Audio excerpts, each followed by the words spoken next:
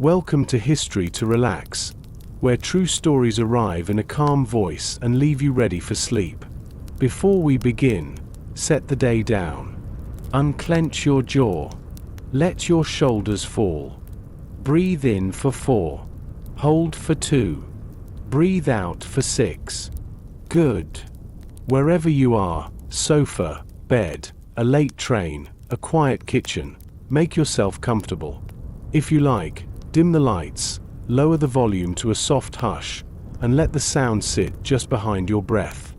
If this helps you unwind, tap like so more sleepy minds can find us.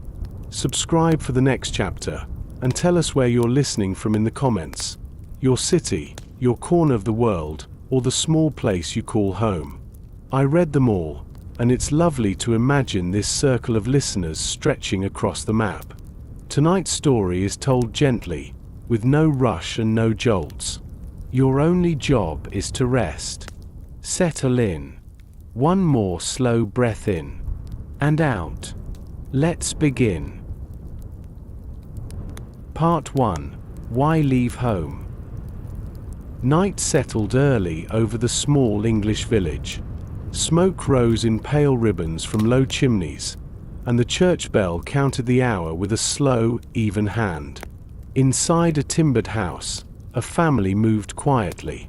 A kettle hissed. Bread cooled on the board. Children shifted under blankets and tried to keep still while their parents spoke in calm voices by the hearth. The talk was not loud or dramatic. It circled a simple question that had grown larger each year. How do we live honestly with our faith, our work, and our children's future? In those days, belonging to the parish church was not only a habit, it was an order of life. Attendance was expected. The words in the prayer book were to be said as written. Some believed this was right and good. Others, like the small congregation that met in private rooms, felt their conscience tug in another direction. They wanted to pray as they understood the scriptures. They wished to choose their ministers. They hoped to shape church life themselves, with careful promises made face to face. That hope put them at odds with the rules of the realm. Fines appeared like winter frost. Visits from watchful officials brought unease. The families went on baking, planting, mending, and paying rents, yet a steady pressure followed them from week to week. It was the pressure of being asked to bow where their heart would not bend. The decision to leave did not arrive with a shout. It came as a quiet accumulation. Neighbors began to speak in doorways after dusk. Small meetings formed in kitchens where candles were shielded with a hand. People asked if peace might be found on another shore. They did not think of the far ocean first. They thought of a nearer step, a place where worship might be free and work might be found. The name that came to their lips was Leyden, a city of looms and canals in the Low Countries. Word had reached them that there was room there for a people who would not fit the mold at home.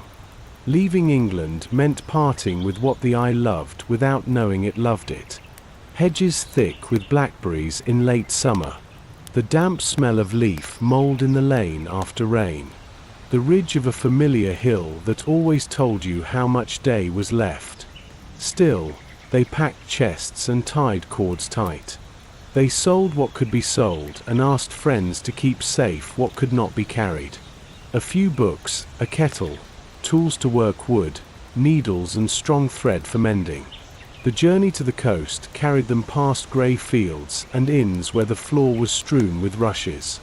The sea met them with a flat horizon and a wind that smelled of salt and tar. They crossed in stages, dodging troubles and delays, working their way to a country where life would be both easier in one way and harder in another. Leyden greeted them with water at every turn. Canals laced the city like calm, moving roads. Bridges arched low and neat over the flow. Houses of brick stood shoulder to shoulder, their fronts clean and plain. The bells of St. Peter's rang a different pattern than the bells at home. The sound carried over water and hung in the air. Here, no one pressed them into a pew they did not choose. No one fined them for the manner of their worship. They rented small rooms with windows that took in a slice of sky. They gathered in each other's homes. They sang softly. They read in peace. Freedom did not bring leisure. The city lived by textile work, and the newcomers learned the trade or took the lowest places in it. Some carded wool from dawn until the lamplight burned thin. Others spun thread that had to be even and strong, or it would break on the loom. Children wound bobbins. Men tried day labor along the docks or scraped together coins by repairing tools and barrels. The work was honest and kept them alive, but it paid little. Rent ate the first share, and food took the second. Winter stretched the third too thin. A day in Leyden could be described by the hands. Hands red with cold water at the laundry tubs. Hands rough with lanolin from wool. Hands stained with dye too bright to be hidden by soap. Hands that turned the pages of a psalm and rested for a moment in silence before the long week began again. When the air was clear, the city looked clean and bright. When the wind brought damp, the streets smelled of wet rope and fish. At market, the language around them was not their own. A few words came easily. Others stayed just out of reach. Children learned quickly at play and in errands. They could buy bread and speak to a neighbor in two tongues before their parents could. For a time, this seemed enough. The congregation had a minister they respected, a rhythm of worship they chose willingly, and a measure of safety. Then time itself pressed a new set of questions into the palm. The parents noticed the long hours at the looms and the slow ache in their backs at the end of each week. They watched their sons grow strong and restless with little path into skilled guilds. They watched their daughters learn to stretch a meal across a week with careful hands and wondered if there might be a future with more room. The city was kind in its way, yet it belonged to others.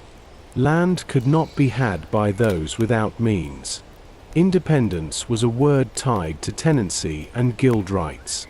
It did not tie easily to them.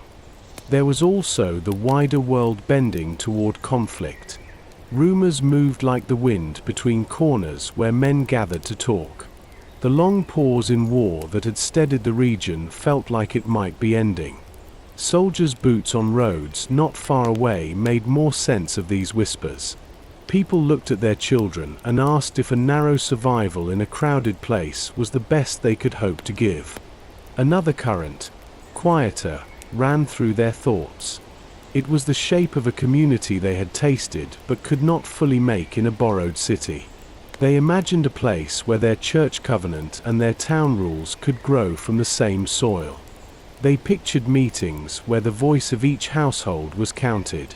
They were not chasing a grand dream of fame. They were reaching for a small, sturdy dream. A place to plant beans and corn.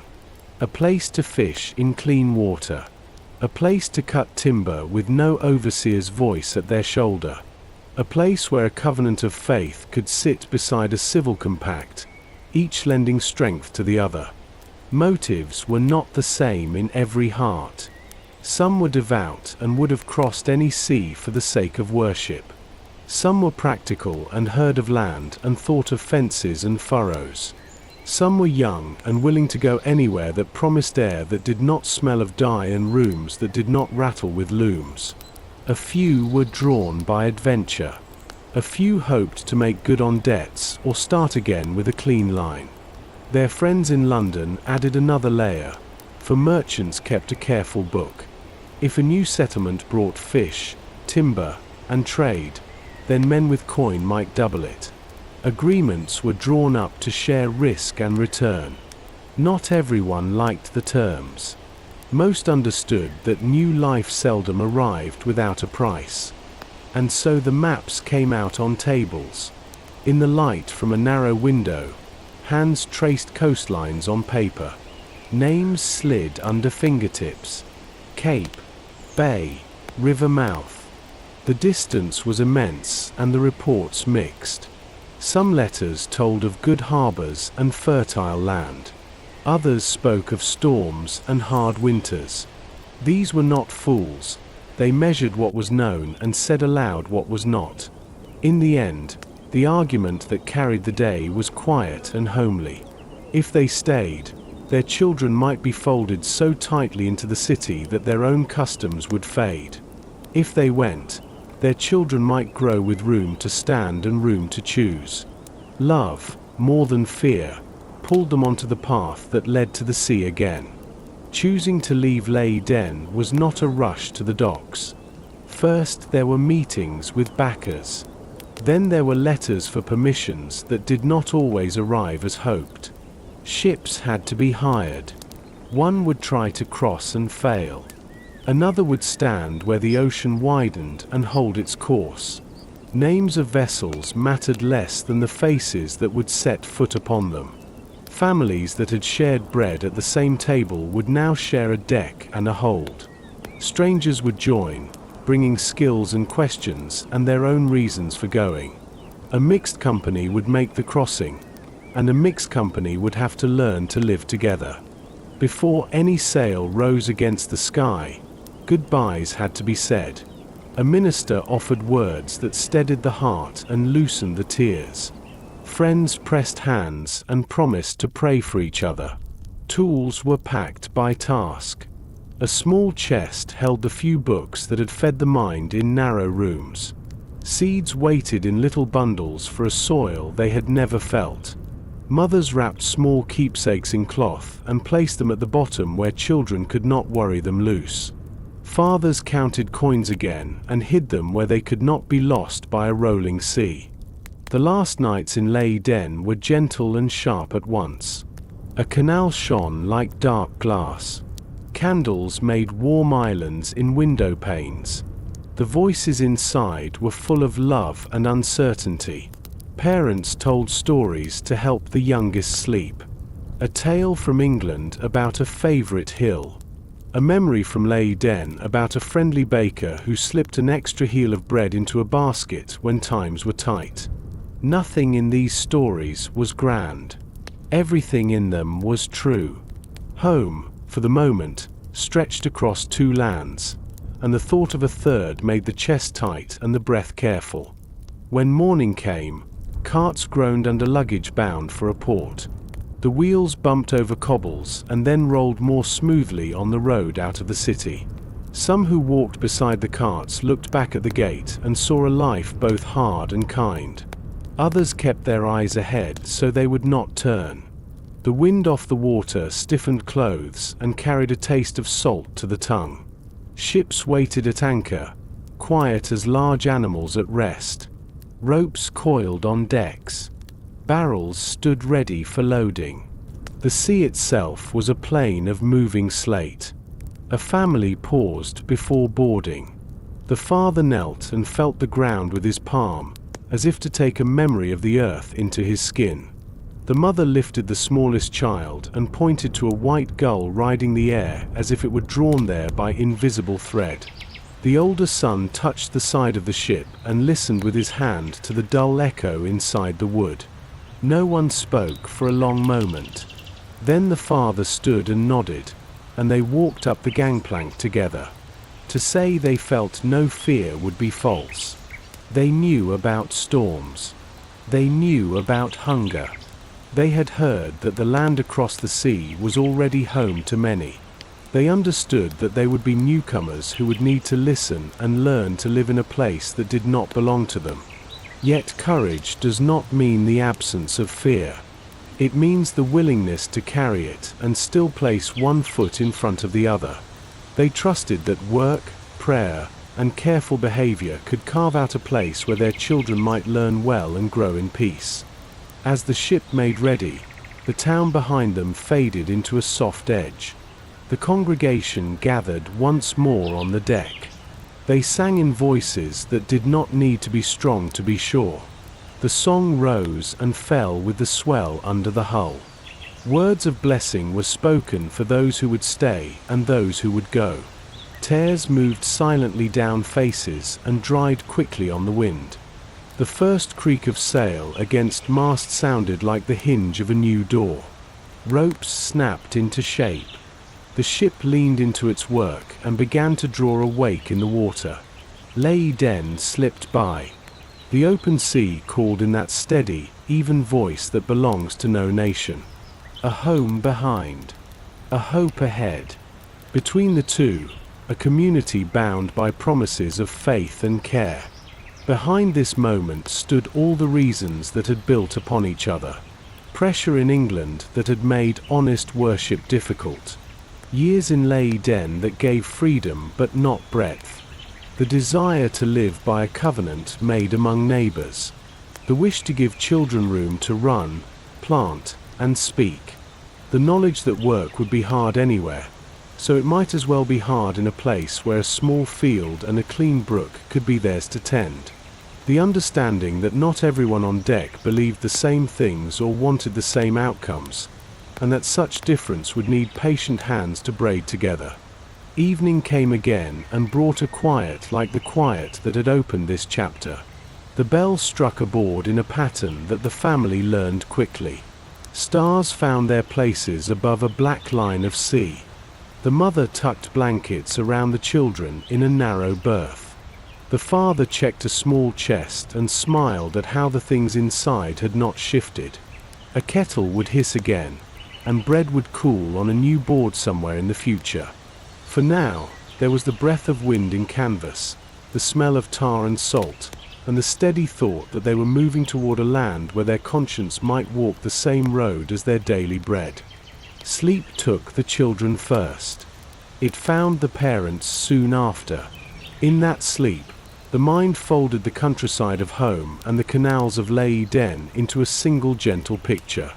Hedges and bridges, hills and bell towers. Then, with the ease that dreams hold, the picture widened to include a shore not yet seen. Pines along a winter bay. A small house with a warm light. The taste of clean water. Laughter after long work. That was enough to rest on. That was enough to sail for. Part 2. Across the Western Sea. Dawn came to the harbour with a flat pewter light. Masts drew fine lines against the sky. The ship waited with the patience of a living thing that knows its work. Families came up the gangplank one after another. A steward noted names. Bundles slid across the deck. Barrels rolled to the right places.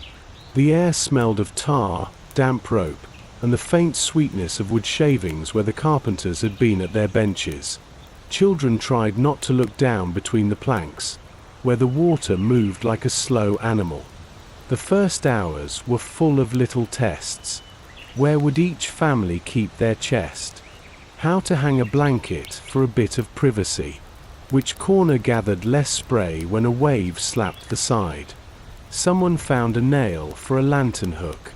Someone else tied a rope across a gap to serve as a handhold for the youngest. The crew stepped around them with a steady stride that made the deck seem more level than it was. Voices from the quarterdeck carried orders that sounded like a language of their own. Sails climbed the rigging. Chords sang as the wind found them. At first the shore stayed near. The ship tacked and wore and showed the same low line of land again and again, as if doubting whether to go. Then a change came that was not loud. The water darkened. The wind turned colder and steadier. The ship leaned a little and began to write a new story behind it in a long white wake. The shore thinned to a color that had no details. It was simply a suggestion at the edge of sight. By evening there was only water and sky. Below deck, life settled into a rhythm of cautious movement. The space was low, and a grown man could not stand straight everywhere. The beam above had its own mind and met unwary heads with a firm lesson. The smell was a mix of the sea, old wood, tallow, smoke from the galley stove, and the sharp note of vinegar where the cook washed the bowls. Salted beef and fish came from barrels. Hard biscuit broke with a crack and softened in broth. Cheese lasted as long as the cool air held. Drinks were simple and steady. Water from casks and a thin beer that traveled better than a pure cask could. Days began with light that filtered down through the hatch. The crew changed watches. Bells marked time in a pattern that the passengers learned slowly and then could not forget. Morning was for airing blankets and clothing. Afternoon was for mending and small lessons. Children learned knots from sailors who showed them patiently with thick hands. Women sewed tears that came from the clumsy corners of a moving world. Men made lists of goods and wrote letters they hoped to deliver in a place none of them had seen. The sea had ways of teaching that could not be avoided. It taught balance to the feet and patience to the stomach. Some took to the ship at once and felt strong. Others folded over a bucket, quiet and ashamed, and were told that there was no shame in a body learning new motion. Neighbors passed them a cup with a kind word. The smell of mint leaves steeped in hot water drifted up from the galley on the best mornings, and it helped the worst of the rolling ease its grip. There were storms, and they were not told with drama here because drama was not how they lived through them. A wind rose. The sky closed in. The crew shortened sail and set the ship to meet what came. Below, passengers braced chests with wedges and tied what could be tied. Someone placed hands against a frame to feel the ship's voice in the wood. Children learned to sit on the low side and tuck themselves into a safe corner. The noise was a chorus of creaks and groans, not cries. The water lifted the hull and dropped it again. The master's orders came in a calm tone. No one thanked the storm. No one cursed it. They decided simply to be present until it passed, and the sea respected that decision and let them remain.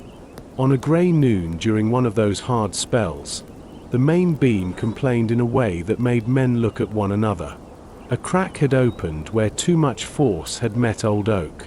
The repair did not wait.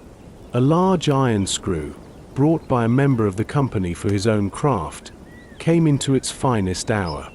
The crew wedged the beam, and men from both company and crew set shoulders and levers and turned the screw. The beam rose back into place with a sound that felt like a breath taken at last. A cheer went up, low and relieved. Someone said a short prayer. Work continued. Nothing more was made of it, because daily life at sea allowed only two choices: mend or sink. They mended.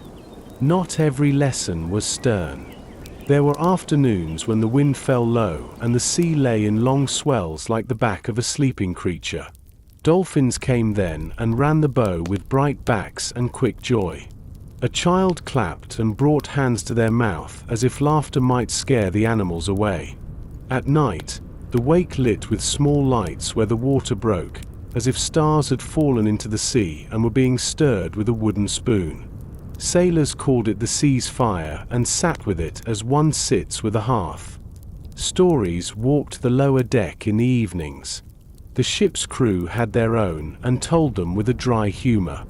They spoke of close harbors and quick tides. They spoke of winds that turned without warning.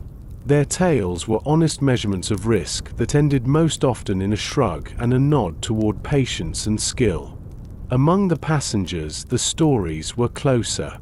A boy said what he missed about home and was surprised to hear a man from another village answer with the same detail. A woman told how she kept a child fed through a long winter in Leyden and gave her neighbor the trick of stretching a stew without losing heart. Men compared notes about tools and carpentry and which kind of iron held its edge better. Someone recited a psalm from memory in a voice that chose steady over strong. Someone else sang quietly with the ship's slow roll for a drum. Days gathered into weeks, and the measure of time became smaller. A good hour of sun on the foredeck to dry blankets. A calm watch when the swell laid down enough to read a few pages. A cup of warm drink in cold hands at dawn. A kind word at just the right moment. It can be said that a crossing is long, yet the small mercies that live inside it are short and bright, and those are what carried them. There was new life aboard as well. A child came into the world with the ship under him. No city street was there to catch the news. The sea spoke the only music it knows, and the wood kept its creak. The mother labored with friends about her, and the child cried with a voice that sounded strong enough to make any land feel welcome. The company chose a name that fit the water that cradled them. The mother slept, and the father sat with his hand over his face for a time and then smiled without trying to speak. That night everyone stepped more lightly, as if they feared to wake a house that had finally fallen quiet. There were losses also, and they were not lingered over. A man weakened by the hard air and the long roll did not wake. The company gathered and prayed with simple words that did not try to keep what could not be kept. The sea that carried them also received him. The moment was spare and respectful. Later that week, a neighbor mended a child's jacket with extra care and pushed a slice of the better cheese across a shared board. In this way, grief did not become a shout. It became a softer habit of kindness. Sometimes the wind hammered the sails and drove the ship fast. Other days the ocean looked like polished stone and the ship made little way. On those days the master studied the sky with a face that gave away nothing. The mate took his noon sight with a careful eye. Passengers watched the crew measure sun and shadow and trusted that they understood a language written in light. A few men tried to learn the steps and kept a small diary with tall numbers and little sketches of the horizon. Most were content to know that west lay ahead and that the ship's head stayed there. Food changed as the voyage went on. The biscuit asked for patience and good teeth. The salted meat grew harder. A stew thickened with peas felt like grace enough to bless twice. Once a small cask of cider came to the board of a family that had kept cheerful during the worst weather, and cups went around with careful fairness. Someone fetched a bit of dried apple from the bottom of a chest and laid the slices in the steam, and for a moment the whole space smelled like a late autumn kitchen. That smell alone eased homesickness for the rest of the day. Work did not stop for passengers, even though the ship had its own crew. Nets needed repair. Lines needed backsplicing. Barrels needed to be checked and shifted so they would not work loose. The crew took help where help was offered, and the offer was made often. The sea has a way of making neighbors of people who might not have spoken to one another on land. A man who had argued strongly in a meeting at Leyden found himself side by side with a stranger from London at the rail, both hauling the same line with the same rhythm. The rope did not ask their opinions. It asked their hands to pull together. They learned. The evenings near the end of the crossing grew colder. The wind came with a cleaner edge. Gulls appeared far out one morning, a small flock wild with news, and the ship's mood rose by a degree that could be felt in the touch of a hand and the lift of a sentence. Men stood longer at the rail and stared into the west as if they will shape out of distance. The crew said little, but one of the older sailors breathed in and said he smelled land. No one argued with a nose that had worked for 30 years. Before the sight, there was the thought of what would come when they made it. The company had been a gathering of households with overlapping hopes. The voyage had pressed them into a closer form. West of the sea there would be work that turned that form into a village. There would have to be a way to agree on how they would live beside one another. Families spoke softly in the half-light about promises and rules. The minister reminded them that order made peace and that order could be chosen together. No document was written then. Only an idea took shape. The idea was simple. We will decide the shape of our common life by a compact that we make as neighbors. Land showed itself at last on a raw morning when the wind carried a green smell that could not come from open water. A low line rose from the grey. The ship kept her pace and met it with the care of a hand reaching toward a sleeping child. The detail sharpened. Dunes. Scrub trees. A curve of bay that held the water still. People came up to the deck and stood shoulder to shoulder in a silence that felt like prayer even to those who were not praying. The crew talked in a quick language of anchors and soundings. The ship answered the helm. The cable ran out with a deep growl as the anchor fell and bit. The movement underfoot slowed to a kind rocking. Smells were the first gift. Pine pitch, cold and clean. Wet earth. The faint rot of seaweed where it lay on the sand. Sounds were the second. A winter bird calling without hurry.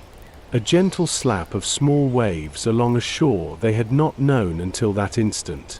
The sight itself was not grand, and that was perfect.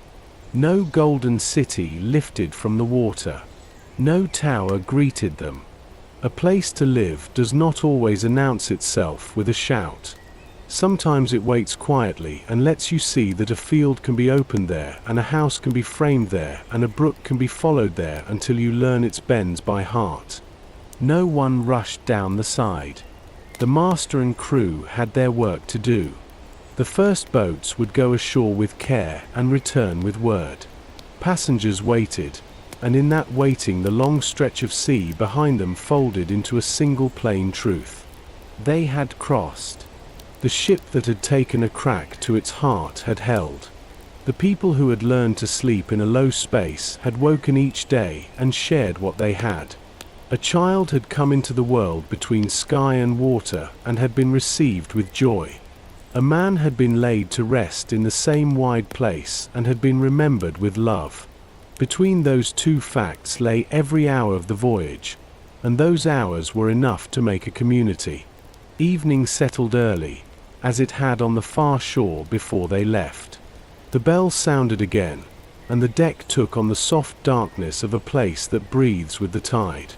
Families gathered near the hatch and spoke in low voices about what tomorrow would require.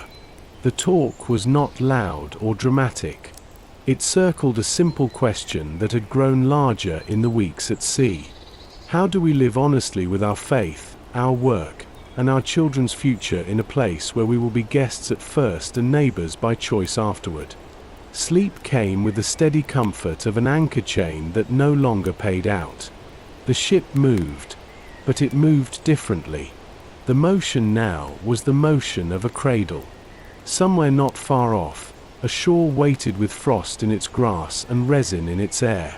In the minds of those who slept, the new land met the memory of the old and made a picture that was gentle enough to close the eyes upon.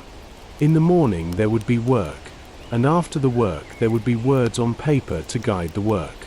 For tonight there was rest earned by crossing, and a wind that had blown long now blew softly through the rigging like a lullaby. Part 3. The Grey Shore. Morning broke with a pale sky and a taste of pine on the wind. The anchor line hummed softly against the swells. Men and women came up from the low space below, blinking at the light in that way people do when they have been in a dim room too long. The land ahead was not grand.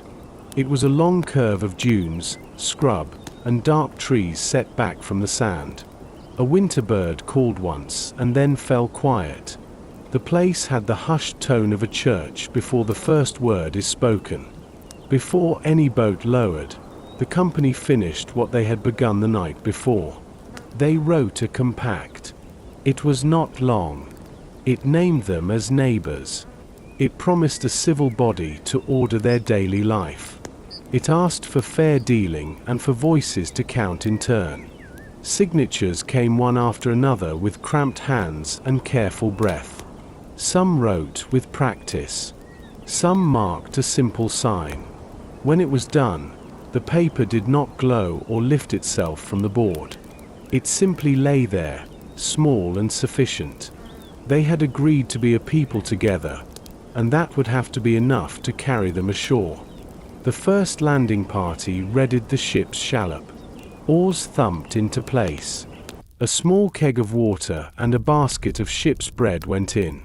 A coil of rope made a tidy circle at the bow. 2 men checked their slow match and shouldered muskets, not as a shout but as a kind of umbrella against things they did not know. The minister spoke a short blessing that asked more for wisdom than for victory. Then the boat slipped away, and the ship grew a little smaller behind them. Cold bit through wool. Spray found every seam in a coat. The oars pulled and rose and pulled again until the keel rasped the sand with a sound as gentle as a page turning. For a breath, no one moved. They looked at their feet. They looked at the shore that was no longer a line but a surface. The first steps onto the sand were not large. Souls met a world that gave a little and held a little. Someone said that the air tasted clean. Someone else said nothing and knelt to touch the ground with a flat hand, as if greeting a friend one has not met yet but hopes to keep. There was work before wonder. They pulled the boat higher and tied her to a drift log that lay like a sleeping whale above the tide line. A small fire took the place of a hearth and learned the wind that came off the water. Smoke went thin and straight, then bent inland. The men who had charge laid out simple aims for the day. Find sweet water. Find a place to land boats safely in more than one wind. Mark a path to bring people and goods off the ship without breaking knees or barrels. See what the land says about winter. The dunes rose like soft walls. Climbing them brought a new scent forward. Pitch and resin. Crushed needles. Dry grass with frost at the edges. From the crest, the land laid itself out in low rolls patched with scrub oak and holly, then dark stands of pine that held their color with quiet determination. In the distance there was the faint silver of a river or a creek finding the sea. No house stood, no fence ran, and yet the place did not feel empty. It felt paused between one thing and another. Tracks told the first stories. Fox, rabbit, and a heavy bird that had walked and then leapt. A narrow path ran along the back of the dunes where feet had chosen it many times. It crossed a shallow swale and continued toward the trees in a line that a hand would draw if it knew the place. The men stopped at the first clear print that was human. It was not new. Wind had softened its edges and carried a little sand across it. The party stood in a respectful circle and let their eyes travel without reaching for a conclusion. People were here. People had been here yesterday or a week ago. People would be here again. They would be guests unless they learned how to become neighbors. They followed the path only a little way. Learning a landscape begins with the outside of the cup, not the inside. In a hollow behind the second ridge they found what they hoped to find most.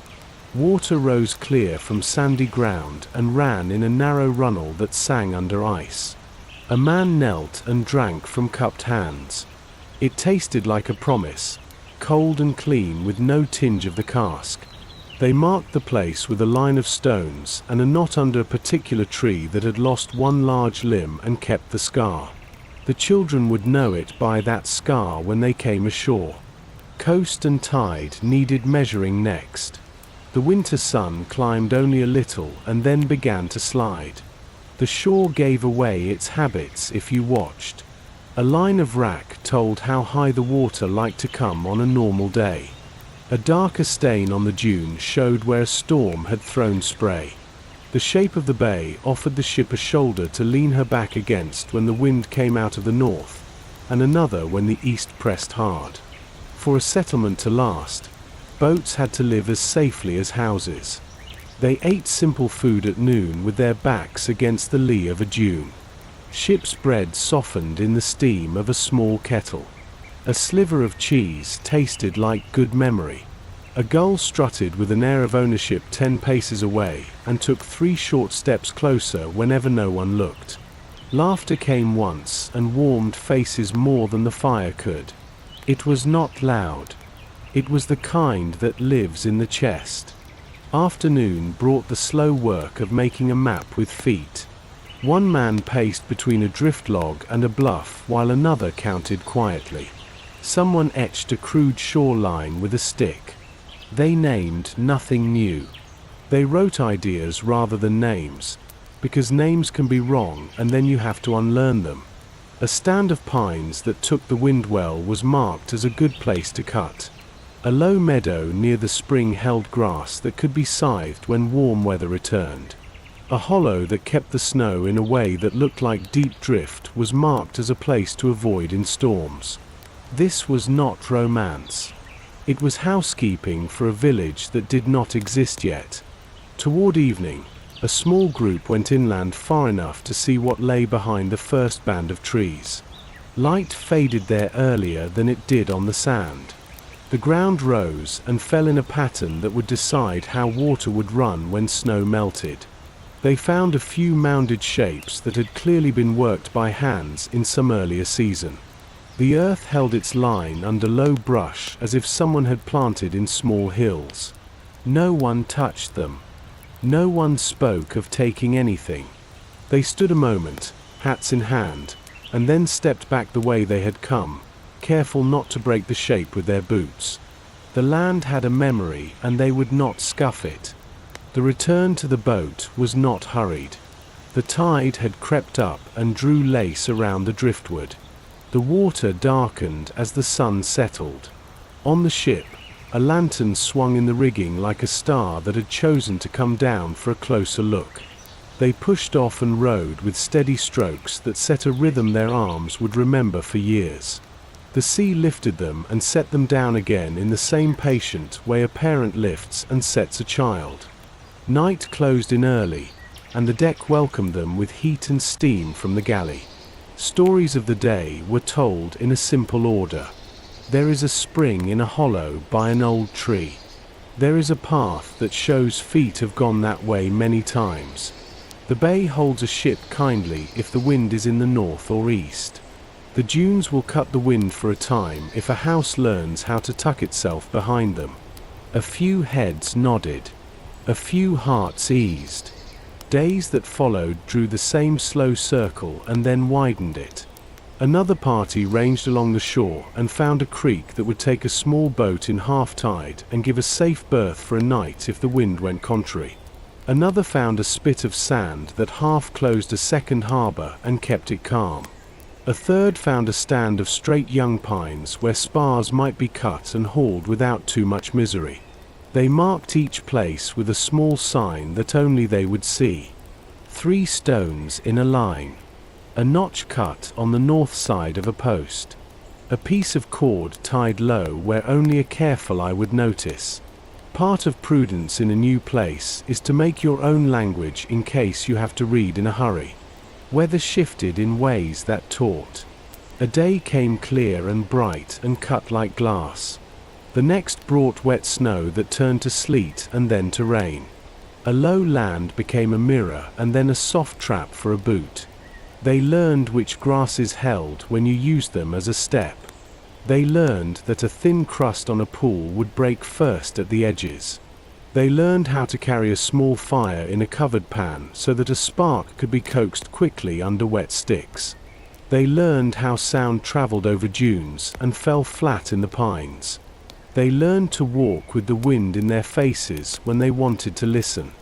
They learned, too, the right posture toward the people whose country this was. At the edge of the trees one afternoon, they saw smoke in a fine blue line that was not their own.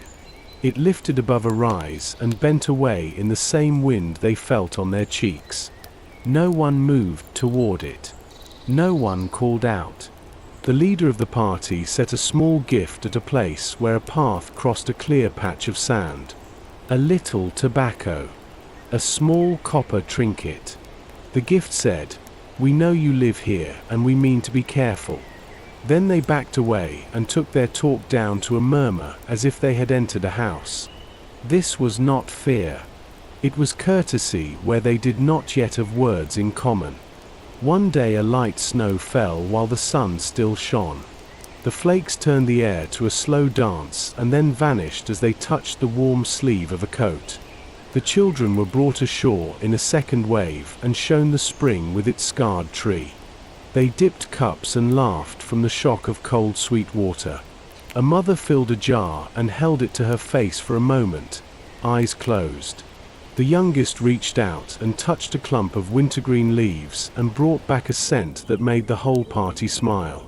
In a season with little color, the small green held the heart. Work reached back to the ship each night. Men hauled the shallop up for repairs that would make longer exploring possible. Two carpenters argued in soft voices about a joint and then agreed with a nod when the wood told them what it wanted. A length of sailcloth was cut down and stitched into a better cover for cargo. The cook boiled a pot thick with peas and salt pork and set it over the fire at a height that would hold it all night and be ready at dawn. If a village is built, it is built twice. First in the mouth with plans and measures, then in the hands with boards and earth. The choice of where to settle came not as a single vote, but as a slope that tilted until the weight of sense slid toward one harbor. The shore they had first seen was good, but another place spoke more clearly. It had a hill where a house could watch both harbor and land. It had running water close enough to carry in a single trip without breaking a back in deep snow. It had a field that looked, even under the stubble and the winter, as if it had once known a hoe. It had trees close enough to cut and far enough not to fall on a roof in a gale. Above all, it held still water in most winds, and that would save lives. They moved the ship with care from one anchorage to the next, following their own newly made map and the measured advice of the crew. The anchor fell again and found a bottom that took the flukes kindly. The hills looked close enough to touch. A thin line of ice glowed at the edges of the marsh like the rim on a clear cup. The men who had been inland nodded without saying much. The women looked at the slope of ground and began planting furniture in their minds. A bench here where the sun reaches first. A hearth set so smoke will run up and not sit under the rafters. A corner where a cradle might be rocked without a draught. They marked a small place for prayer and for meetings, not because they had any spare time to sit, but because a village needs a heart the way a body does. They did not pound a stake to claim anything. They set a circle in their minds and said that fairness and patience would live inside it if they could. The compact from the ship lay under a folded cloth in a chest, and they brought it out and read it again by lantern light. The words were the same, yet the room around the words had changed. Where there had been sea on every side, there was now sand and pine and frost and a sky that felt lower because it was nearer to what it rested upon. The first small roof rose in the next stretch of days, but that belongs mostly to what comes after. The grey shore ended with the recognition that they were becoming two kinds of people at once. They were still passengers who returned to the ship at night and listened to the water under the planks. They were also beginning to be inhabitants, learning the curve of a dune by the way it held the snow and the way it let the wind speak. Between those states lay work that did not need anyone to be a hero. It needed only hands and care. On the last evening of this chapter, a thin moon climbed above the trees. The air was so clear it rang in the chest. A small fire showed its breath briefly and then made only heat as new wood took. Children slept in cloaks and dreamed of a spring that ran bright under ice. Parents watched the stars find their places and matched them to paths on the ground that had no names yet. A gull cried once out over the dark water and then slept wherever gulls sleep. The bay turned from iron to ink. They had stepped onto a shore that would test and teach. They had signed a paper that would hold them together while that happened. They had tasted water they did not draw from a cask and found it sweet enough to bless twice. They had noticed paths that were not theirs and left gifts that said so. They had seen mounded earth that told of planting and had kept their feet light. They had chosen, not loudly but with the slow weight of sense, a place where a village might breathe through winter. Sleep came as it had on the ocean, only different. The ship moved, yet less. The land kept a kind of watch. The wind stepped down a little as if not to wake the youngest. In that sleep, minds made a picture that was simple. A fire inside a low house. A door that opened to a pine that kept its color. A path worn by neighbors passing with baskets and news. A brook talking softly under its thin skin of ice. It was enough to rest on. In the morning, they would begin to build against the wind. Part 4. Building against the wind. The first morning of true work broke without ceremony. No trumpet, only the shore wind coming straight down the bay and the soft clink of tools laid out on the sand.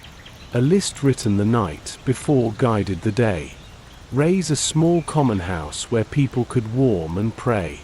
Cut wood close to hand, then haul the rest by sled across the hard ground. Mend the shallop so inland trips could run longer. Keep a watch on the harbor and a second on the tree line. Eat when the pot allowed.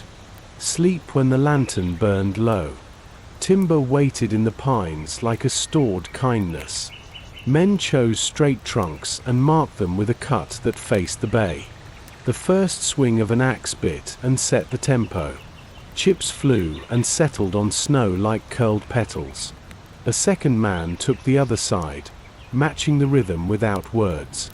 The tree gave a small warning creak and leaned where the mark pointed, then lay down with a sound that rolled through the ground and up into the hands. There was no cheer, only a brief stillness, a palm on bark, and then the quiet industry of limbing and measuring.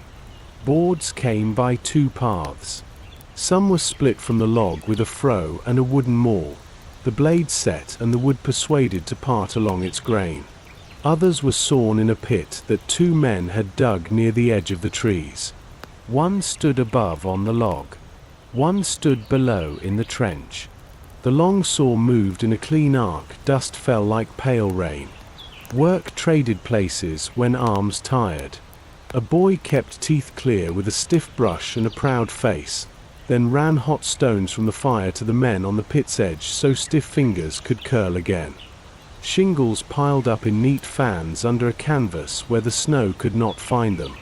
A careful hand split each thin leaf, then trimmed the butt square with a small hatchet. The sound of that trimming made a steady click that would have been music if anyone had time to listen. Pegs were cut from dry stock and shaved to fit the auger holes that waited for them. Mortises and tenons met like old neighbors who did not need to speak to feel sure of each other. Women set the fire near a natural windbreak and boiled a pot that never quite emptied. Pottage thickened with peas, with salted fish, with a turnip or two when the stores allowed. Bread went round in slices that were fair even when thin. A little bunch of dried thyme found its way from a pocket into the steam, and the whole morning improved by a degree.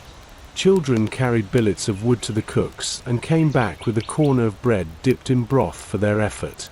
Older girls mended mittens and sleeves and passed the needle to one another without spilling conversation. The talk was light and kept the cold from claiming too much space. The common house rose a hand's width at a time. For sills took the weight, set true on stones that would not heave when frost stirred the ground. Corner posts seated into their pockets. A plate ran the length and tied the tops together. Braces cut on the bias kept the shape from racking when the wind pressed from the bay. Someone stood back and saw the outline of a shelter where there had been only air. No one said much. A body that has been cold too often does not speak carelessly about a warm room. Not every hour belonged to the frame. The shallop needed care, and two men who had worked ship's boats for years turned to her like a favorite patient. Seams were paid with pitch warmed in a small iron pot that smelled like the heart of a pine. A new thwart replaced one that had split under heavy oars. The little craft would soon carry parties to creeks and coves the ship could not reach.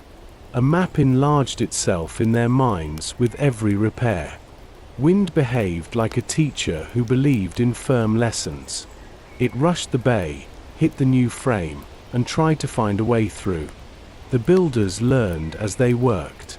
A door placed on the lee made more sense than a door that would collect the whole winter and pour it into the room. Eaves that reached a little farther would throw snow where it could be shoveled without breaking a back.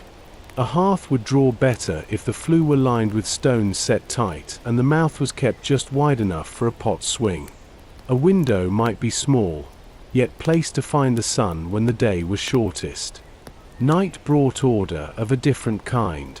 A watch stood on the beach where the tide whispered and drew patterns that remade themselves every hour. Another walked the edge of the trees and paused now and then to listen. Owls called from inside the dark. Ice ticked at the edge of the marsh. The sound of the village to be settling in for sleep was new and good. No bell from a distant tower told the hour. A man's breath, a woman's foot on frozen ground, the faint clack of a shutter against a post did that work. Some days turned kind and brittle. The sky shone cold and high. Breath hung for a long moment before it left the air. Those were the best days for hauling. A sled ran easier over crusted ground than over mud. Ropes were thrown over shoulders, and bodies leaned until the load slid forward. Where the hill steepened, a chorus of short commands kept feet together. At the top, silence returned, replaced by the simple pride that always arrives at the end of a hard pull. Wood stacked high beside the common house promised a future hour when a kettle would sing without worry. Illness visited and sat quietly at the edges of the room. It did not spare them because they worked with care. It simply did what winter sickness does. Blankets were laid. Broth was offered first to those who needed it most. A hand cooled with snow touched a warm brow and then the back of a neck. The minister came often and spoke soft words that asked for steady hearts. A list on the wall kept track of who would sit with whom at night, so no one watched alone. Work slowed and then took its pace again. Love kept the line from breaking. On a white morning when the frame stood tall enough to be called a house, the roof began in earnest. Rafters met at a simple ridge and were tied with collars so the wind would not open them like a book. Sheathing went on in careful rows. Shingles followed, each one slipped under the last and nailed with a tap that sounded crisp in the cold. A child counted the taps and lost the number and began again for the joy of having a number to seek. Snow started and then stopped. A hawk crossed the open sky as if drawing a line from ship to shore. Inside, a floor came down where the earth had been tamped hard and leveled with fill. Clay was worked into cracks at the base of the walls to keep the draft from creeping in. The hearth's first small fire was coaxed into a real flame, and all heads turned. Smoke found the flue and went out instead of curling back into the room. Someone laughed without meaning to. The sound startled the laugher and set two others laughing in turn. For a moment the house felt older than it was, as if it had always been meant to stand in that place. The first prayers in that room were not grand or long. They were made of thanks spoken plainly for a roof that would hold, for hands that had stayed strong enough to work, for water that ran even under ice, for food that could be passed in a circle and not end before it reached the last person. The words did not ignore the cold or the ache in the shoulders of men and women alike. They simply set those facts beside a growing list of small provisions and found courage there. Beyond the common house, thoughts turned to family shelters. A planning stick marked plots by pacing and pointing. Houses would tuck into the shape of the ground rather than ask the ground to change for them. Paths would follow what feet already wanted and would meet at the door of the common house so news and help could move quickly. A place was chosen for a store where tools could be kept dry and a bag of grain could be left without fear. A second place was set aside for the sick so quiet could be held when quiet was the best medicine. Children discovered a kind of school that had no benches. They learned the names of trees by touch and smell. They learned where the snow crust would take their weight and where it would let them through. They learned to carry a coal in a little pan so a new fire could be made without wasting tinder. One boy could already split a billet straight and true. One girl could lay a table for 20 with speed and fairness. Both skills were praised in equal measure. Every hand mattered. Now and then the company paused and remembered that this was not a solitary place. Distant signs remained. A thin column of smoke beyond the ridge. A fish weir old enough to bear that worn look that comes from many seasons. A path that remained a path even under snow because it had been a path for so long. Gifts were left again in a visible spot where courtesy would be clear. Tobacco. A small knife. A length of bright cloth. Nothing taken. No foot pressed into a door that had not yet opened. The wish to be neighbors asked for patience. They gave it. Storms forced small changes of plan and taught without anger. One blew in from the east and drove snow under shingles where the rows were not tight enough. Those courses were lifted and set again with more care. Another pushed smoke down the flue and filled the room with a sting that made eyes water. A small baffle, well placed, drew the draft where it belonged. A third storm knocked a shutter free and sent it across the yard. Hinges were remade from thicker leather and placed farther in from the edge so the wind would have less to grip. Each fix learned the place. Each fix made the next day easier. By the time the sun began to slip a little later toward the horizon, the common house looked like it had been there longer than a fortnight. The door wore a polish where many hands had pushed it open. The floor showed a soft shine where feet had walked the same line from hearth to bench. A peg along the wall held a small row of hats and a child's cloak that had been patched with blue thread. A shelf near the window kept a book wrapped in cloth where smoke would not find it. Under the bench, a basket waited with a few potatoes that had to last and would. Evenings grew warmer in spirit if not in air. A short reading, a song with a low tune that sat easily in tired bodies, a few words about tomorrow's tasks, then the practicality of who would rise in the night to feed the fire and who would take the first watch at the shore. No one was idle. No one was forgotten. The compact on the table reminded them why work made sense in common and why patience was not a courtesy but a tool as real as a saw. On the last night of this chapter, a kettle sang a little louder because the draught was right and the wood was dry. Parents settled children onto pallets near the warmest corner. A woman who had spent the day sewing shut a tear in her own sleeve and smiled at the neatness of the result. A man set his hands on the table and felt the grain under his fingertips and thought of the tree that had given the board and of the day 2 axes had made the first cut. Outside, the wind still pressed, but the house no longer yielded in the same way. It held and hummed like a tuned instrument. Sleep came gently, as it had begun to come since the roof went on. The mind carried a simple picture into the dark. A door shut well against the weather. A line of stacked with that promised warmth tomorrow. A path across the yard that would hold footprints until morning. A light burning low where a watchman stood with his back to the wind and his face to the bay. That was enough to rest on. In the morning they would rise, step out of the warmth, and go on building, not to make a mark on the land, but to learn how to live with it. Part 5. Footprints in the snow. The weather turned thin and bright. Cold slipped between trees and crossed the open ground like a careful guest. Snow did not lie deep this week. It came in small visits and left a fine coat that showed every passage. Tracks embroidered the shore path at dawn. A fox had trotted along the dune's lee and paused to listen. A hare crossed at a diagonal and disappeared into bayberry. Shore birds stitched a line of neat points where the tide had left a damp margin. People read the ground in the way readers test a new book, slow at first, then with growing trust. Exploring parties left the common house after a hot drink and a few words of direction. The shallops set them on a quiet strand and kept a steady anchor beyond the reach of ice pans. Oars came inboard. Boots met the sand with that soft crunch only winter makes. Men and women walked in pairs so they could share what they noticed. A boy came once in 3 trips to bring fresh eyes to the details adults stepped past. One carried a measure stick. Another marked a crude map on a board with charcoal.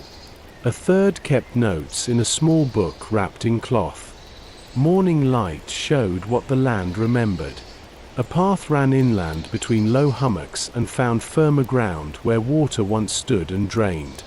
The party followed it without forcing a pace. At a bend sheltered from the wind, footprints told a story with a beginning and an end. Several had passed here before the last snow, then returned by the same line. The edges were softened, the bottoms clean. The readers stood still a moment. They did not step on the prints. They did not speak loudly. They were not alone in this place, and it felt right to act as one does in a house where someone is sleeping in the next room. A little farther on, the trees opened into an old field. Even under snow you could see the shape of labor. The ground lifted in long, gentle ribs. They were the width of a man's stride apart, round at the crest, and patient under winter. Hands had worked this soil many times. No one moved across it. The company stood at the edge with hats in hand and let the air speak. Then they circled wide so boot heels would not press into the mounds. They understood enough to know they understood a little and needed to tread with care. Near the far corner of the field a marker stood that no wind could make. 3 stones, flat and deliberate, leaned together to form a small roof. At its base lay a ring of dry reeds placed back upon themselves. The party looked at it and then at one another. This was a sign that food or tools might be stored nearby, set by neighbors who knew how to plan a year. No one reached to disturb anything. They paused long enough to fix the place in their minds. Then they stepped away to paths that were openly made for feet. By noon they reached a creek that had laid a half-foot of ice over its slow water. A staff tested the edge and found it tender. They went by the bank where roots knit the earth. Here the marsh opened and bent toward the bay. The wind came up the channel and brought that mixed scent of salt and peat, sharp and old at once. Someone pointed to a line across the mouth of the creek. Stakes stood there with a patient, purposeful look. A fish weir. It waited for spring to draw fish by the tides. It had waited for years. The party stood and admired the craft of it. You could learn a great deal from the way a stake leans to meet water. You could learn how a people met a season and borrowed its motion. They ate with their backs to a south-facing bank and used the sun as a wall. Ship's bread softened in hot water and became something kinder. A few dried berries, saved for a hard hour, made the pot feel like a feast. Between bites they watched the wind smooth yesterday's tracks and etch new ones across the open places. The land did not hide its language. It wrote in snow, in reed, in ice, and in the way birds chose their flight. The explorers learned it letter by letter. In the early afternoon they walked a narrow tongue of land between 2 small inlets. There, under a drift laid by last night's breeze, a hollow sounded different when a boot heel struck near it. Wood speaks through thin snow. A quiet thump answers a careful ear. The party stopped. They knelt and brushed away what the storm had left. Under sod and mat sat a neat, low cover made of boards and woven grasses. A store.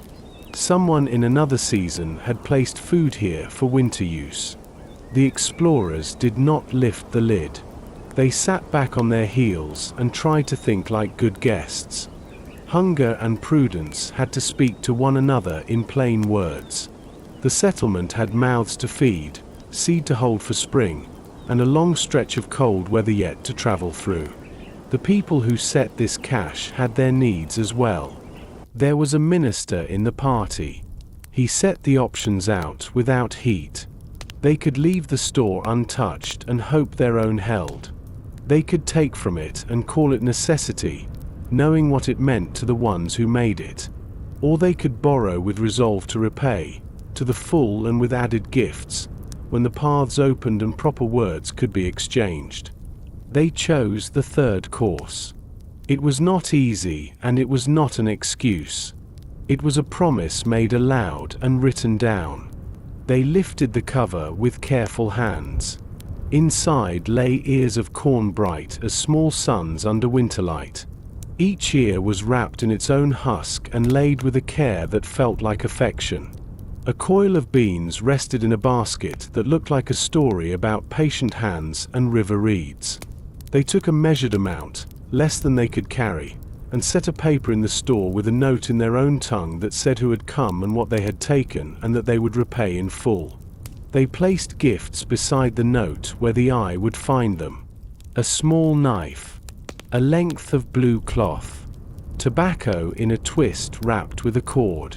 Then they closed the cover and laid snow back over it so the work of the cache would go on for its rightful owners. They did not speak much after that. On the way back to the shallop, they named the amount out loud again so memory could hold it. The clerk wrote it in the book with slow strokes. In the margin he set a mark that would not be missed. That night, after the kettles were cleaned and the lantern trimmed, he copied the note a second time in case the first were lost or spoiled by weather. The minister added a plain sentence to the day's prayer. He asked for favor to find the people who had stored the corn, for time to repay with thanks, and for the discipline to keep the promise if hunger pressed again. The week ripened into a string of days shaped by the same careful work. The parties crossed frozen stretches before noon and followed ridges in the afternoon when the sun softened the crust. They learned which shrubs hold their leaves in winter. Wintergreen becomes a medicine at once for breath and spirit when you rub a leaf between fingers. Bayberry keeps its silvery hue and holds snow on its small twigs like sugar. They gathered rose hips where the dunes took shelter from the worst wind and steeped them in hot water at day's end. Color returned to faces with that simple cup. They found other signs that people nearby were tending the world with knowledge older than the newcomer's dreams. A stand of young white pines had been thinned so the strongest would grow straight and tall. A path skirted low ground with a curve so gentle that a burdened person would hardly notice the saving of steps, yet would arrive less tired. A pile of clam shells lay above the tide reach and told of many meals taken with laughter and practical talk. The explorers left small gifts where a path met another. They used the same 3 stones to keep a grammar that might be shared without words. Weather changed its mind every few hours. The bay froze in a lace that looked strong and cheated boots that trusted it. The marsh hummed softly when the tide pushed under ice and lifted it no higher than a hand's breadth. People learned to listen at the edges. A knock underfoot says more than a white sheet says to the eye. A staff tapped, and a foot waited a moment, and a safer crossing presented itself 2 steps to the right. The parties returned each evening with new rules made from this ground rather than brought from a book. The river mouths drew them like water draws thirsty minds. They followed one upstream until the sound changed from low-tide talk to narrow chatter. There, a low bank held a line of alder and, behind it, a flat with stubble that told of a recent planting. Snow drifted in along the fence of stalks. It made small waves at their feet and erased their tracks a minute after they passed. They did not cross the flat. They circled and watched how water had moved there in a late autumn rain. That told them what spring would do and where they had best keep their own houses from standing water. One afternoon they met a line of human prints that were new. The edges were clean, the stride light and quick. The party stopped as one body. They did not follow the prince. They stepped aside and let them cross their path without stain. A little way on, at a fork where a narrow run of water split in two, the explorers set a small gift as they had before. The bundle was honest and simple. Tobacco wrapped in a twist. A string of small beads. A wooden spoon carved with skill. They placed it deliberately where the prince would likely pass, and then withdrew a good distance and waited with still hands. No one came, which was its own kind of answer. They stayed a quiet hour, then turned toward the creek and the waiting boat. The return trips were not empty. Mussels taken from rocks at low tide made a pot honest again. A lucky cast of a small net pulled smelt into a pail and sent a child running ahead with the good news. A cluster of winter oysters, pried from a cold ledge and carried carefully, turned thin soup into something that reminded people of feasts in smaller kitchens far away. The party took only what they could eat that day and left the bed to live. That rule felt like more than prudence. It felt like a courtesy the sea expected. On a day when the sky held high clouds and the sun stood pale behind them, they returned to the old field. A second store lay not far beyond the first. The construction differed. Here the lid was laced with bark and pegged tight. They decided to leave it untouched. The book already held a debt, and one was enough. Instead, they set a longer gift in the open. Cloth, a small kettle, and a string of bells that a child in any village could make sing. The bells made the women smile. They made a man near tears when he thought about the sound of them in a place that had been too quiet for too long. As the week ended, snow came soft and steady and drew a clean page over the land. The village rested. Tools were hung to dry. The watch stood longer by the door and chose to listen to the snow rather than to the water. In the common house, people spoke of what they had learned about the ground. An older man surprised them by opening his palm and showing a tiny twist of moss he had pulled from a north side of a tree. He explained how it could tell direction in a storm. A woman laid wintergreen and bayberry on the table and told where they grow best. A boy put down a stone he had found that carried the shape of a shell inside it and said the ridge had once been the edge of an older sea. The room held these facts like a basket holds eggs. Nothing dropped. Nothing cracked. On the last evening of this chapter, the clerk read the debt aloud once more and named the gifts left in return. The minister nodded and said the promise again in the same plain words. The company agreed that when spring opened the paths, they would seek out the people whose stores they had touched, and they would bring more than they had taken.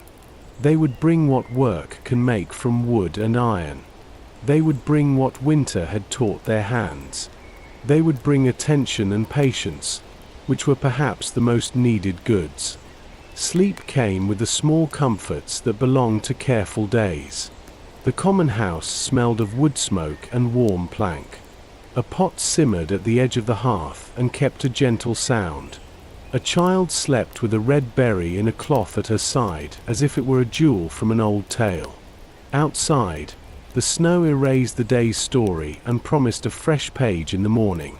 The bay moved without hurry under its thin lid, and the watchman's breath was a cloud that rose and faded, rose and faded. In that calm, the village held a single picture in mind. Paths that do not belong to them, crossed with respect. Fields that have known other hands, regarded with gratitude. A promise written in a small book and in the manners of daily life. It was enough to rest on. In the morning they would read the land again and add their own footprints lightly to the page. Part 6. Winter of Watchful Silence. Cold settled into the village like a careful steward who checks every door and window. The bay wore a thin lid that cracked and mended itself with the tide. Wind moved straight down the water and pressed its hand against the new walls. Snow came in quiet hours and drew soft lines over every path, then left again when the sky cleared and the sun stood hard and low. Sound changed in this season. The forest swallowed voices.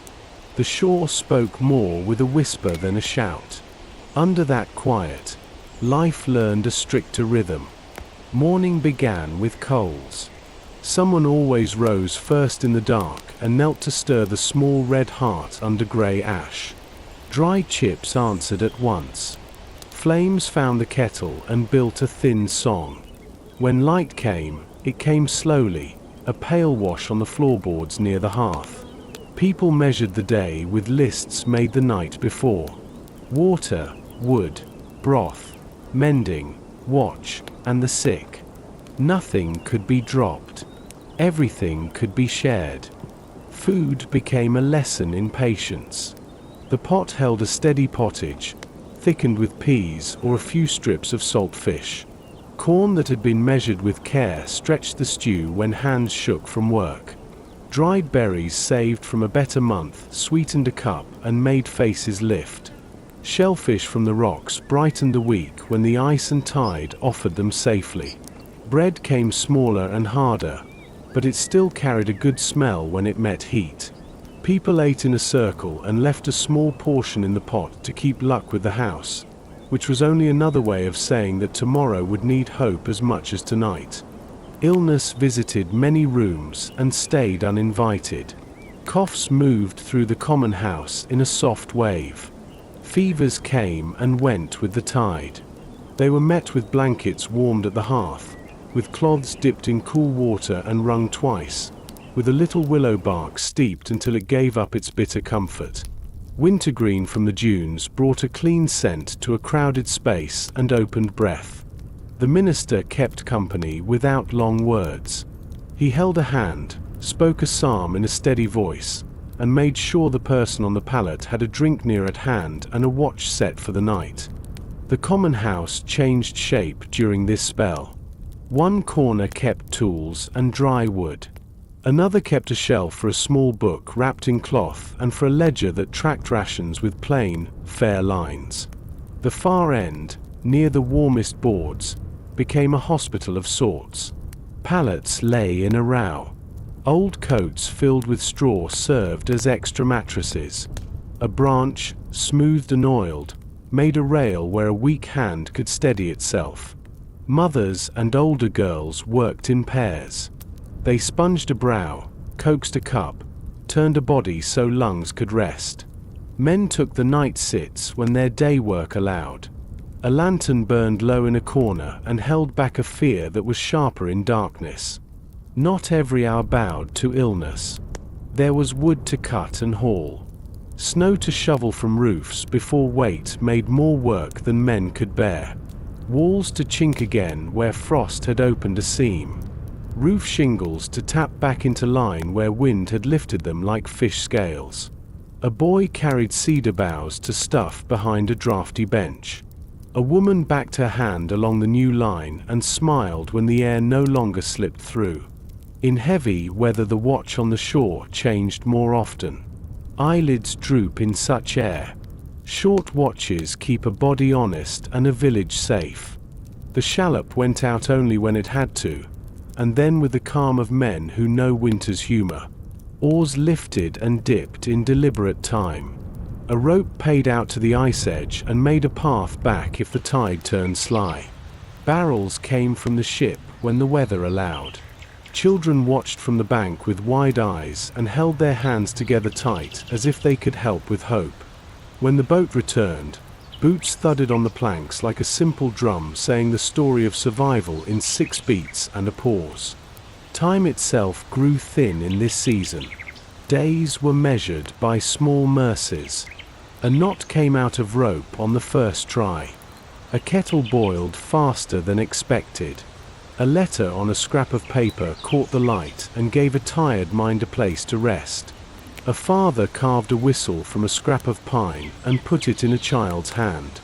The note it made was small and bright and travelled farther than anyone guessed in the clear air. A mother found enough tallow left from the last slaughter to dip a few rushes and make candles that burned fair when the evening grew long. The room looked different with more than one light. Faces stepped out of shadow and became familiar again. On some days the wind left and the world felt held in a glass bell. Those were good days to mend nets or make pegs or plan plots with a yardstick that lived beside the door. The pace slowed, and speech loosened in the warm. A boy practiced knots learned from sailors, tongue caught in his teeth as his fingers worked. A girl set a row of shells by size along a windowsill and asked their names. An older man explained the way to read the grain of a board and see how it would move when seasons changed. He knocked on a post and said that houses talk, and that a house this new still speaks with a clear voice if you are willing to listen. Neighbors stayed present even when unseen. A thin line of smoke on a far rise showed on certain mornings. No one marked it with alarm. The watch simply noted wind an hour, and a small gift would appear the next day at a place all parties now understood. A twist of tobacco in a clean leaf. A length of bright thread. A wooden spoon with a carved basket pattern that carried more care than the wood alone could hold. The gifts went out without demand.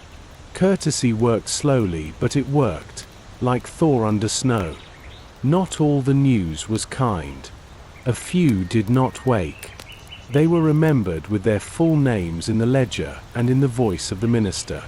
The words around such moments stayed simple. The ground was hard, yet a resting place was found and marked. After, the room turned to the living with a fierceness that is another form of love. Warm drink moved to the right hands. A list was checked again to be sure the ones who had been closest to the loss would not sit alone at the next watch. A small toy found its way to a child who had lost more than a toy. That toy was not an answer. It was a bond. The weather taught its lessons without malice. One gale blew straight into the house with the door that faced wrong, and the room filled with drift so fast that the fire almost drowned in cold air. The hinge pins were reset. The door now turned in a way that asked the wind to go around instead of through. Another storm pressed smoke back into the room and made eyes tear and made the walls smell of camp instead of hearth. A simple board set as a baffle made the flue behave. Leather hinges on shutters cracked like old knuckles. They were replaced with thicker strips set farther from the edge. Each correction made the house feel more like a partner and less like a puzzle. Rations were kept by two trusted hands who spoke softly and wrote clearly. People brought their portion with quiet pride and took their share with the same. If a household had more children or a nurse on duty, the line bent a little toward them. No one counted the bend as loss. It felt like gain on some other scale that did not fit in the ledger but lived in the room anyway. Once a week, when weather allowed, a small market formed without coin. A fish traded for a spool of thread. An extra hour of watch traded for the mending of a torn coat. A clasp of hands sealed the exchange better than ink would. Night was long in this chapter. A watchman made a small patrol around the common house and along the edge where the pines began.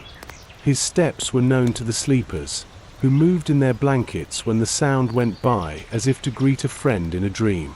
Far off, an owl spoke clear and low. Closer, the ice in the marsh missed its footing as the tide turned and answered with a sound like a bell struck underwater. The watchman rubbed his hands and breathed into them, then turned his face to the bay to read what the dark water had to say. Midwinter also gave good hours for tending the spirit of the village. Stories rose that were worth the telling twice. Not great tales of kingdoms, but small accounts from home. A hill in England at harvest, and the taste of the air there. A canal in Leyden shining on a clear morning, and the sound of a bell across water. The children did not know these places, yet the pictures kept them steady. They learned their own pictures too. The main room washed in firelight. the line of pegs with worn hats, the smell of pitch and pine in the shallop when the sun came through the open door. These images would stand for comfort later when work grew hard again. Toward the end of the season, the light began to stretch. Sunset slid a few fingers farther along the wall each evening. A crow called with a tone that sounded more like spring than like hunger. Ice broke its grip in the creek and drifted past in plates that chattered when they met. Sap talked in the pines in a way that could be felt more than heard. The change did not make the work easier at once. It made it feel more possible. That is often the truest kind of help. One afternoon a party returned with news of deer sign near a stand of holly. They did not chase it then. The season was not right, and the ground would keep the prints where they should be kept. They told the place on the map and marked a plan for later when meat could be taken cleanly and with gratitude. Another party brought clams and a few fish that had survived in a deep pocket of the creek. The pot welcomed them, and the whole house smelled like a good shore. On the last evening of this chapter, the ledger lay open on the table. The clerk ran a finger down the list and nodded. The minister closed his hand on the edge of the board and gave thanks in words that did not lean too hard on any one promise. Children slept with their faces turned to the warmer corner.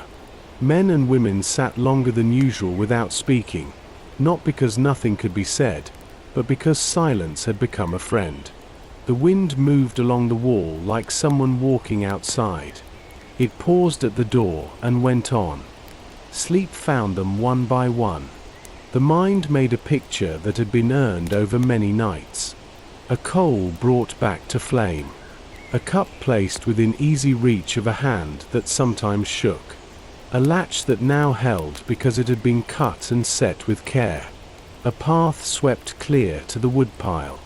A watchman turning at the edge of the trees and nodding to himself because the stars had come back to their familiar places. It was enough to rest on. In the morning they would rise into a season that would still be winter, yet already carried the first sign of thaw, and the village would answer with steady work and quiet hearts. Part 7. Eyes in the Tree Line. Thaw did not arrive with a shout. It came as a patient tapping at the eaves, a quiet run of water under the snow, a looseness in the air that let shoulders settle. Ice at the marsh broke into plates that clicked together as the tide turned. The creek found its voice again and drew a silver thread through the brown of last year's grasses. On mornings like these, the village listened harder and said less. Sound carried differently now. A footstep on damp duff spoke farther than in deep cold. Voices wore softer coats. Work shifted with the season. Sleds gave way to drags shod in green boughs so they would slide over mud. Paths were edged with laid brush to keep boots out of the deepest places. Roof snow went in a day and reminded the carpenters which seams would need tar when the sun sat higher. The shallop came off her blocks and touched water again, a little heavier for the pitch she had taken and the planks she had gained. Men lifted her by the gunwales and felt in their hands that she was ready to learn the creeks whose mouths had been sealed for weeks. With thaw came clearer signs that the shore and the woods were not empty. The company had always known it.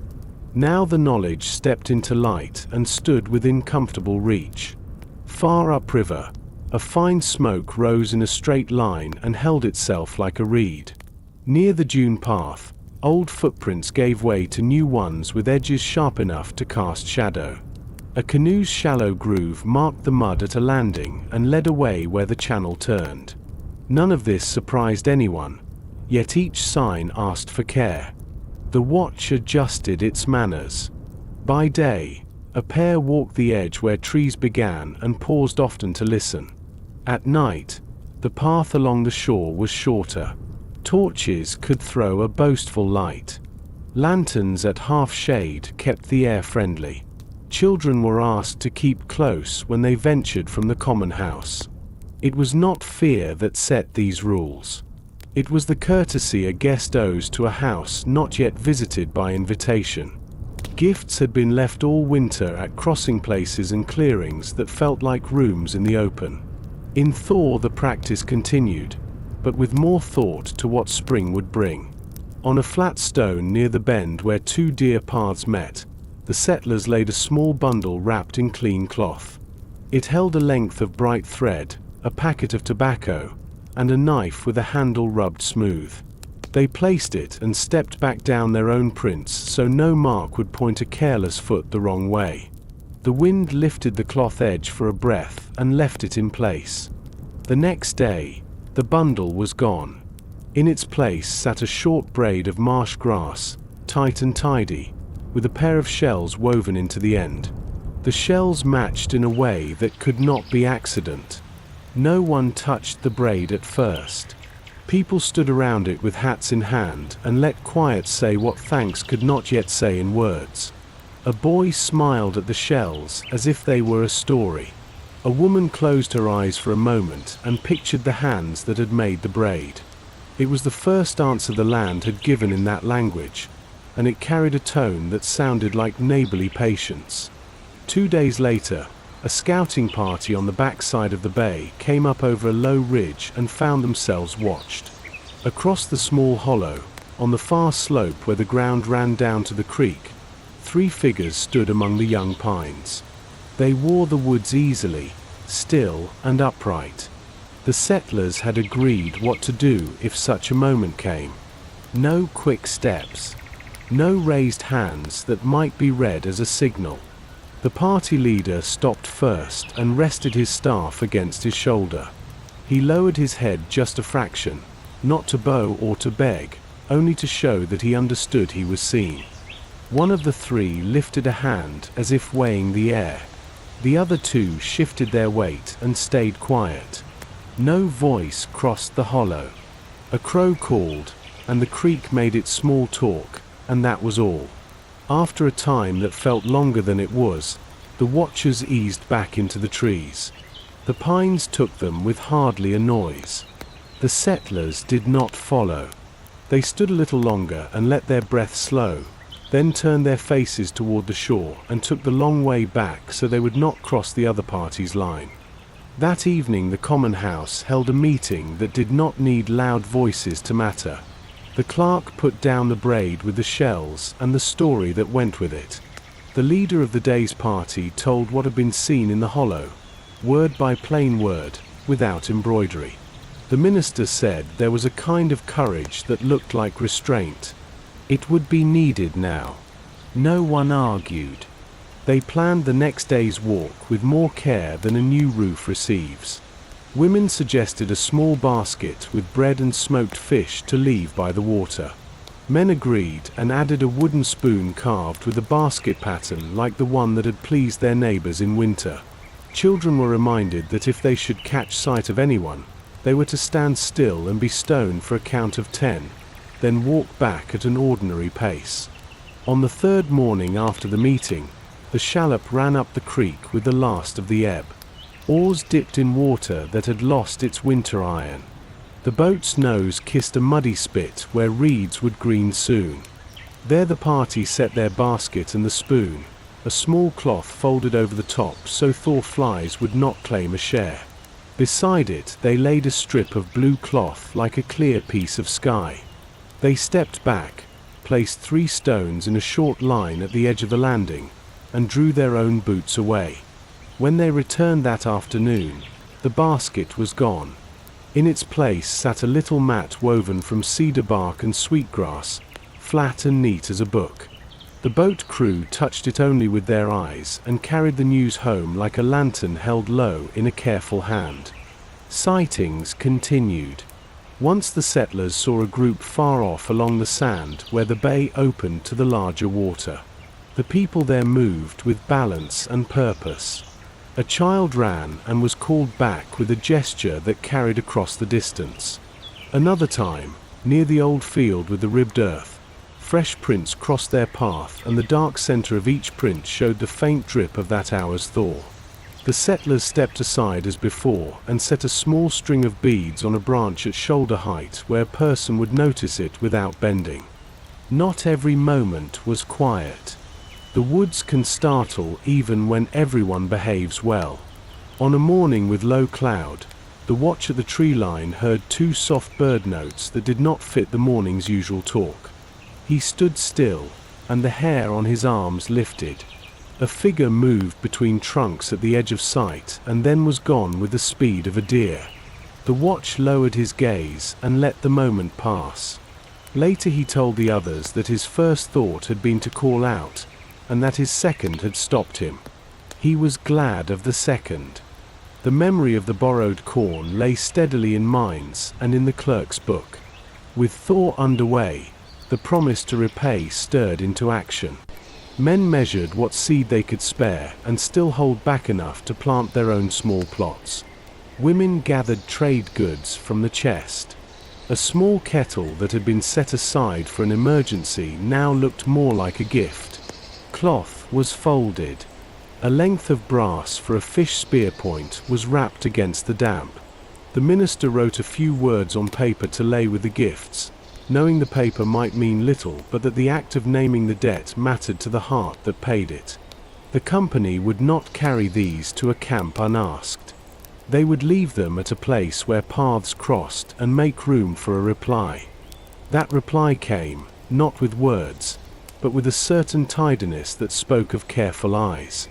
Over the debt note and the gift someone had set a frame of twigs in the shape of a small house. It had 4 corners, a ridge, and a door side left open. The twigs were pressed into thawed ground so a breeze could not lift them. At the peak a feather lay sideways, balanced and sure. No one among the settlers knew the full meaning. Everyone understood the tone. The gifts had been seen. They had not offended. A door stood open in the twigs. The feather's edge caught the light and shadow as the clouds passed. People went home with shoulders a little lighter. Spring birds pushed the day along. Red-winged blackbirds stood on reeds and flashed the bright bar at the shoulder. A heron moved up the creek in dignified, private steps. Geese wrote their message in the sky and read it aloud in voices no one could mistake.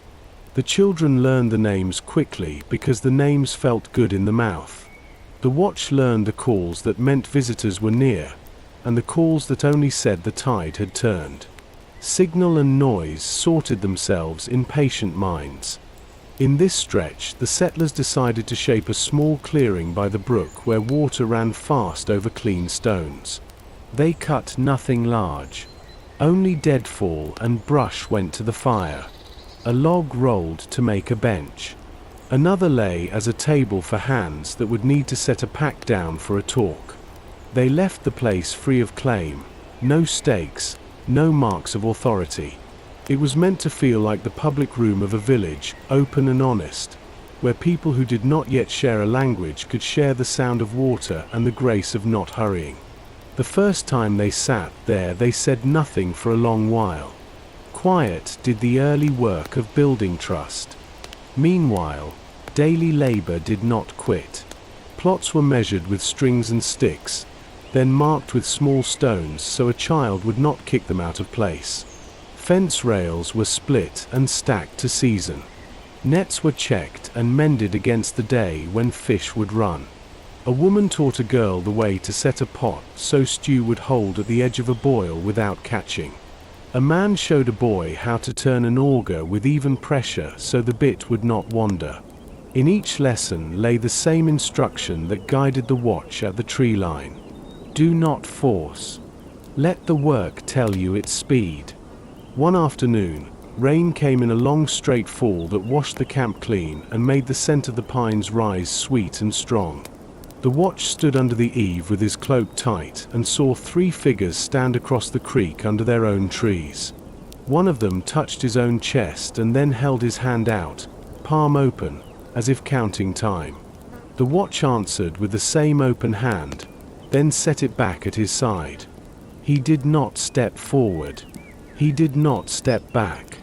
The figures watched the water for a while. then walked upstream where a fallen log made a dry bridge and were gone into the green. The watch told the story that night, and the room felt the weather move through it again, only warmer this time. The next morning brought the clearest sign yet of how this meeting would go. At the little clearing by the brook, the settlers found a small bundle wrapped in bark and tied with a cord made of plant fiber.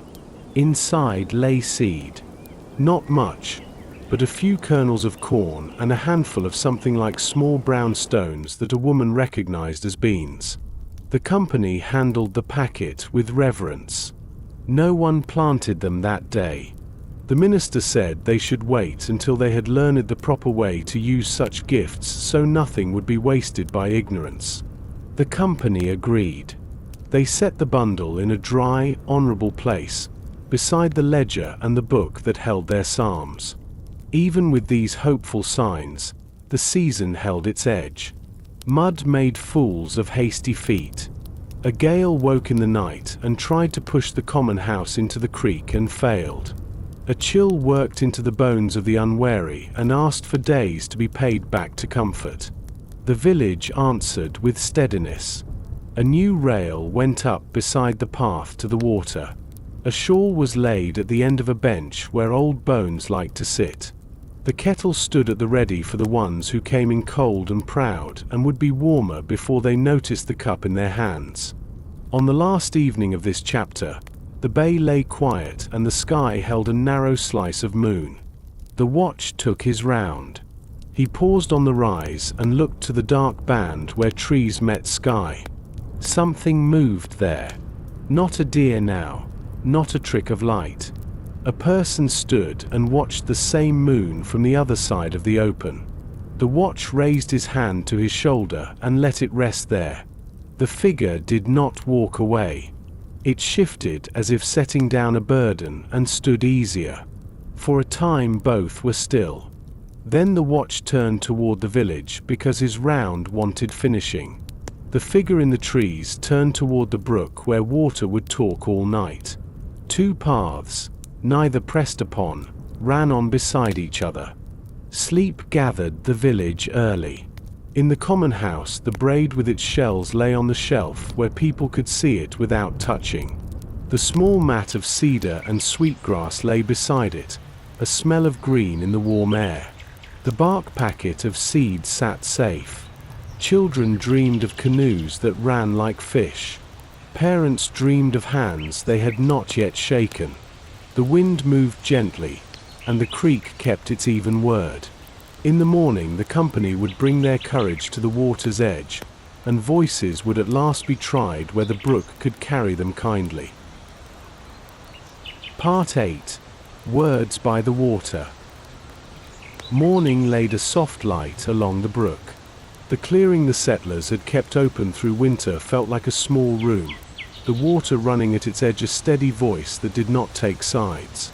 The cedar sweetgrass mat lay on the bench where everyone could see it and remember the hands that made it. The braid with its shells hung from a peg. The bark packet of seed rested in a dry place, safe and honored.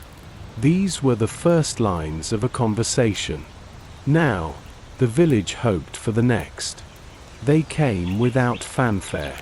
A single man walked out of the trees on the far side of the brook and stood in the open. He wore the woods like they were his first house. His posture had the balance of someone who knew paths in all weathers.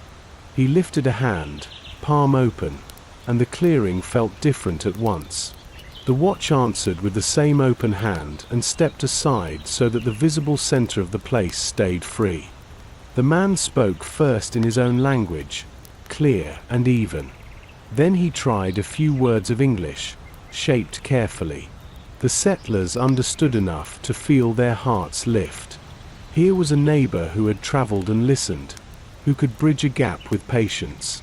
Names were exchanged slowly. The visitor showed a short knife at his belt and set his hand away from it to show peace. The settlers did the same with their tools. Bread came forward, and a small cup of warm drink, and both were offered with two hands. He tasted, nodded. and the nod felt like the first joining of timbers in a frame. He spoke a name they knew by hearsay, a leader whose authority ran along these rivers and shores. Massa Sort. He spoke other names too, people who would come when the path between strangers had been walked enough times to feel like a road.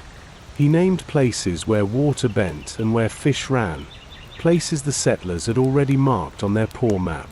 Each name laid a trawl line over the settlers' guesses, the way a careful hand redraws a river where it actually flows. The visitor gestured upstream, then downstream, then set his hand flat like a bridge. He meant that others would come. Not today. Soon. He pointed to the basket the settlers had left on a different morning and made a sign that said the gift had arrived where it should and had been taken as it was meant. He set down a little twist of tobacco and a small carved pin in exchange. The pin was shaped like a fish. It had that look of an object made for daily use, handled often, polished slowly by skin and time. The settlers, who had prepared for this hour, tried their own first words with care. They spoke of the corn they had borrowed in snow, of the note left in the store, of the gifts placed in return, of the promise to repay in full. The visitor listened without hurry and then nodded once more in a way that said the story had already traveled along other mouths and had not angered the ones whose stores had been touched. Relief went through the clearing like a warm draft. The brook talked as if it agreed. He stayed a while, asked short questions about tools, pointed to a brace under the eave and pressed a hand there to show he admired how it kept the roof from racking. He showed with his fingers how he would have set a notch and smiled when the carpenter mimed a different method and the two solutions met in the middle like two hands shaking. When he left along the same path he had taken, looking back only once to raise his open hand again.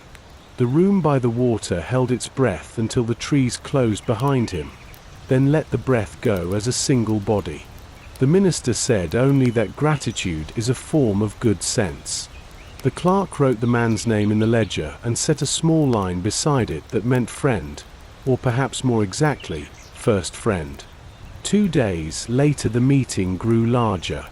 Word traveled the way spring does, in small runs that become a stream. The settlers set the clearing in order before noon. The kettle stood at a safe boil. Bread lay in slices. Pipes and tobacco were ready for those who wished them. A small cask of water from the spring, sweet as anything they had, held enough for many cups. The watch took his station where he could see the path and the village both. They came in a measured number, not so many as to flood the place, not so few as to seem uncertain. At their head stood the sachem the first visitor had named. Dignity arrived with him in a quiet coat. He stood at the edge of the clearing and took in the room as if reading a page. The settlers did not step forward to crowd him. They let the space speak first, and the water help. The first visitor, who knew English best among his party, stood a little to one side and made the early bridges. He named the sachem and his kin. He named the places his authority watched over, and he gestured toward the bay and the river as if they were also kin, which in truth they are, to any people who live by them. The settlers named themselves in turn, each head of household stepping forward and speaking simply. The minister stood with his hands open at his sides, neither raised in blessing nor closed in claim.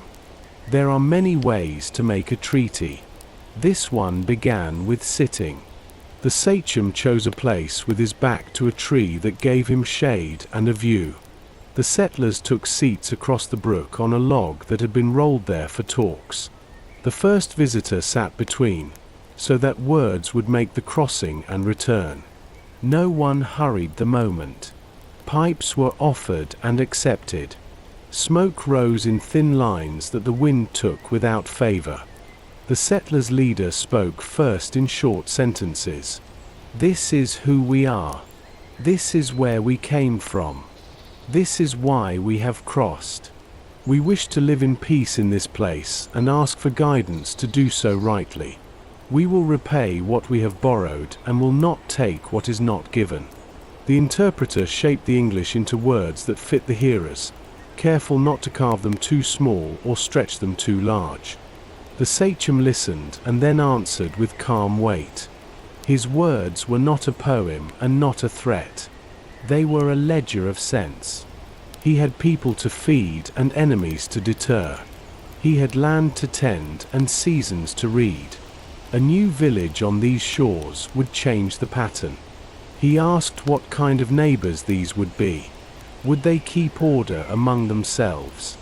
Would they return what they took by mistake? Would they stand when called upon against those who broke peace and threatened all? The terms took shape like a frame-built square. If a man on one side harmed a man on the other, he would be brought forward and the wrong would be addressed in the open. If a tool strayed, it would be returned. If a child was found lost, the finder would bring the child to the clearing and sit until the family arrived. If enemies came, each would say so early, and each would not hide behind the other's house. When they visited, they would come without a show of arms. When they left, they would do so without haste that looked like fear. Gifts would be tokens of regard, not payments for permission to breathe. Along the way, someone spoke lightly of the weather, and the whole clearing eased. A small laughter moved across the water and back. The sachem noted the way the settlers had set their door after the winter storm taught that it faced wrong. He approved of the correction with a glance up and a little tilt of the head.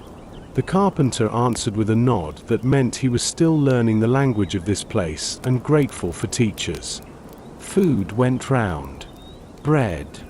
A bit of cooked fish. Later, from the sachem's side, roasted meat that carried the smoke of their own fire.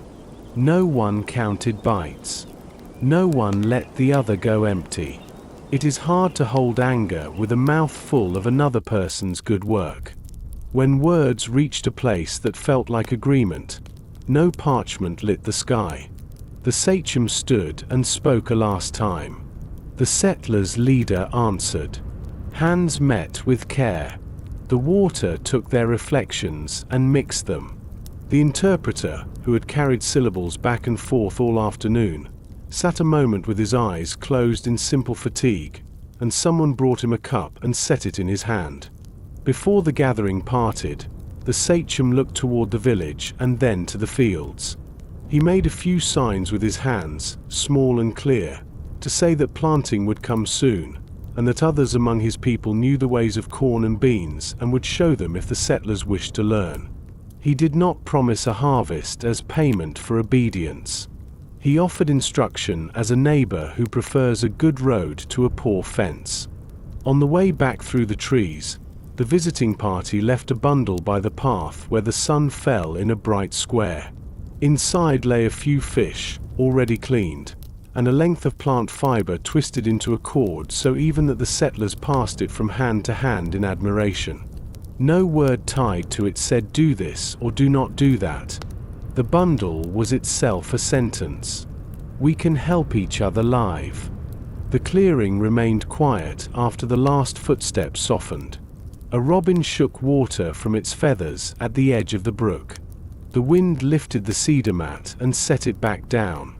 In the common house that evening, no one tried to make the day into a banner.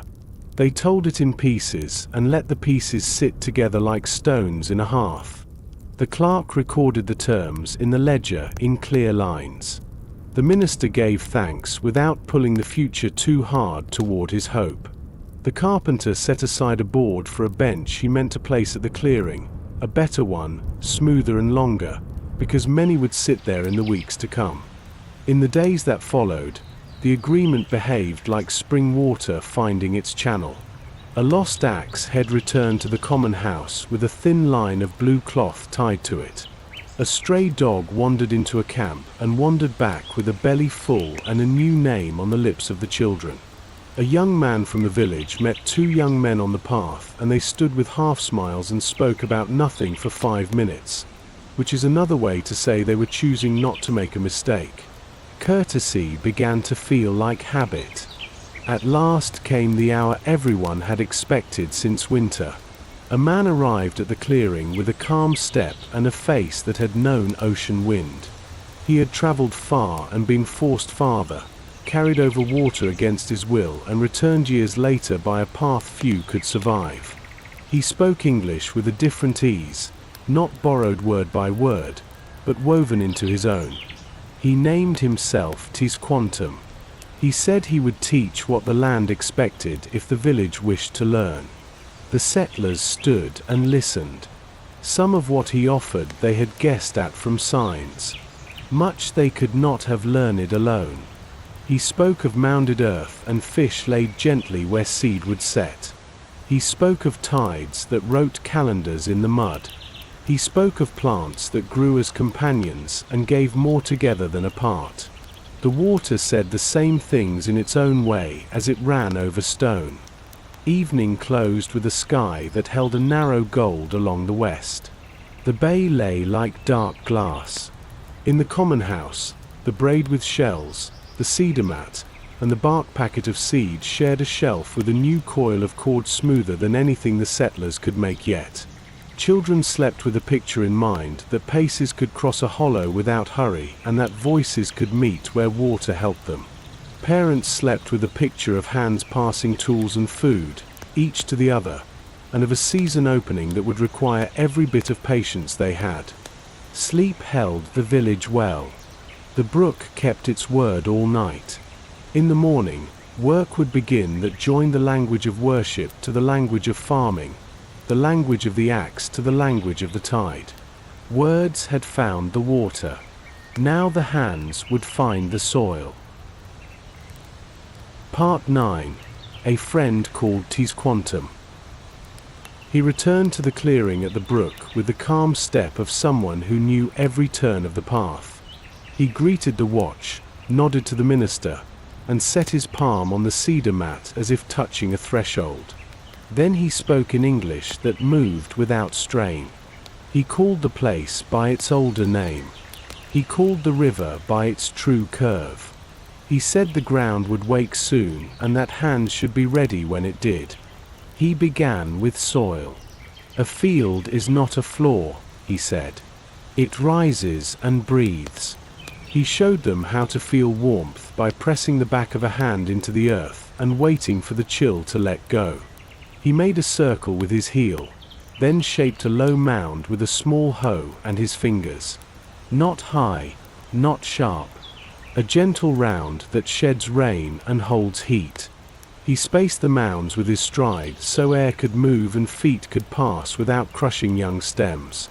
A woman counted the steps and repeated them until the measure lived in her body. Corn comes first. He set kernels in a small ring on the crown of the mound. Not deep. The width of a finger and a little more. He turned his hand to show the distance. Beans wait. Squash waits too. He explained that corn rises to make a pipe for wind, and that beans will climb that pipe, and that squash will spread and shade the roots so the ground keeps its drink. He called them sisters with a tone that made the name feel exact rather than pretty. Fish came next, not as a story about hunting, but as a rule for roots. When the river runs bright with spring herring, the land wants a little of that strength. He showed them how to set a small piece in the soil below the seed, not touching it, not heavy. He pressed the earth back with care so the scent would not call foxes and crows. He warned that too much would burn the plant. Enough is a trade. The plant gives grain. The fish gives its last work. The people keep both with thanks. The settlers listened with their whole bodies. The smell of river and the word for patience met in one lesson. Tools were simple. A short hoe with a sound handle. A digging stick that answered the hand. A shell when nothing else would do. He set a deer shoulder blade in a boy's palm and showed the right angle for scraping weeds. He watched the boy find the rhythm and smiled when the motion became smooth. He was as quick to praise a neat mound as he was to correct a careless cut. The The field caught his eye with the attention one gives a friend's face. Seed must be chosen the way a carpenter chooses a beam. He asked to see what kernels the company had saved. He looked for sound ends and full bodies. He sifted through the cobs with a quiet touch, set the best aside, and returned the rest to the basket without waste. He spoke of saving from the healthiest plants later, not the earliest or the prettiest. Strength breeds strength when you let the field teach you which row deserves remembering. He taught the calendar by sky and water. Plant when the soil no longer bites. Plant when the older leaf opens like a young coin. Plant when the moon has walked from thin to quarter and the nights do not cut the breath. The settlers had brought their own measures. He did not mock them. He simply added the ones this place obeyed. A girl began to look at the brook each morning and say where the moon must be even when cloud hid it. She was right more often than not by the end of the week. Shellfish are a pantry that opens and shuts by the moon. He walked the flats with them at low tide and pointed to the fan of a quahog's tongue in wet sand. He showed how to dig without breaking shells and how to leave small ones for another year. He knelt by a line of stakes that made a weir and traced with his finger how fish move with the flood and stall at the turn. He did not give them a trap. He gave them the thought behind it. Leave a gate. Take enough. Let the run continue. The eels were a nighttime lesson. He lifted a small woven pot and set his hand along its taper. He explained how eels run like dark ropes in the cool months and how they find the mouth of a creek by scent and patience. He showed where to sink the pot and how to mark it without boasting to every eye on the shore. The men heard profit. The women heard supper. The children heard a secret that smelled like mud and salt. There were plants in the woods that made spring easier. He snapped a twig of wintergreen and let its scent rise. He pointed to ramps at the edge of damp shade and warned that they should be taken sparingly so the patch would return larger the next year. He named the shoots that could be boiled into a mild green when the last of the stored peas had gone. He set a hand on bark and spoke of sap that runs when nights bite and days bless, and how sweet water can make a hard morning kind. He did not perform a parade of wonders.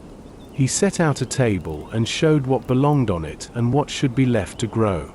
Back at the field he kept time like a drummer. A line of mounds formed under his pace. Settlers matched him and fell into a good cadence. Corn went in across 2 rows before anyone said much. Then he stopped and listened to the wind. He lifted his chin at a crow and laughed without malice. He cut a thin line of cord and tied shells to it. He strung it low around the plot so the breeze would tick them and send a small clatter across the ground. Children took turns walking the edge and moving the line. The crows thought twice and then went to argue with each other beyond the trees. When the first shoot showed, beans followed, 2 seeds at the foot of each young stalk. A few days later, squash took the corners of each mound. He showed how to press soil tight to keep a stem from wobbling. He showed how to nip a vine to make it branch. He showed how to drop ash in a thin ring when cutworms had left their dull traces and how to move earth to keep roots cool when the sun sharpened. Language learned beside labor. He named the tools in his tongue. The settlers answered in theirs. Both sets of words stuck. A child ran to fetch the digging stick and called it by 2 names as if the tool had been born twice. Tisquantum did not linger over grammar. He wanted the water fetched before the cloud moved. He wanted the fish buried before noon heat woke the flies. The grammar would follow the work, and it did. Debt settled itself in the right way at last. The party walked to the store they had used in winter and found people there. There was no rush to the meeting. Faces were still. Hands were free. The settlers opened their bundles and set out corn equal to what they had taken and more besides. along with cloth and a small kettle and a knife. They said their piece in simple words. The owners of the store looked at the goods, looked at the faces, and nodded. No ceremony swallowed the moment. Trust grew a ring around it and asked the next season to keep it whole. The days lengthened and filled in. Nets hung from lines and took the sun. The shallop carried crews at dawn and returned with fish that smelled like the clean curve of the river. The field lifted its green like a low song. The common house kept a pot that always held a portion for whoever came in last. Tisquantum ate with them sometimes, sitting where the door draught did not reach his back, as if he had always known the one warm corner of any room. He spoke little at meals. He watched how people treated the end of a loaf and the one piece of fish that had no twin. He smiled when he saw fairness move without a push. He kept a separate gift for the children. He showed them how to float leaves like boats and race them from stone to stone without stepping in.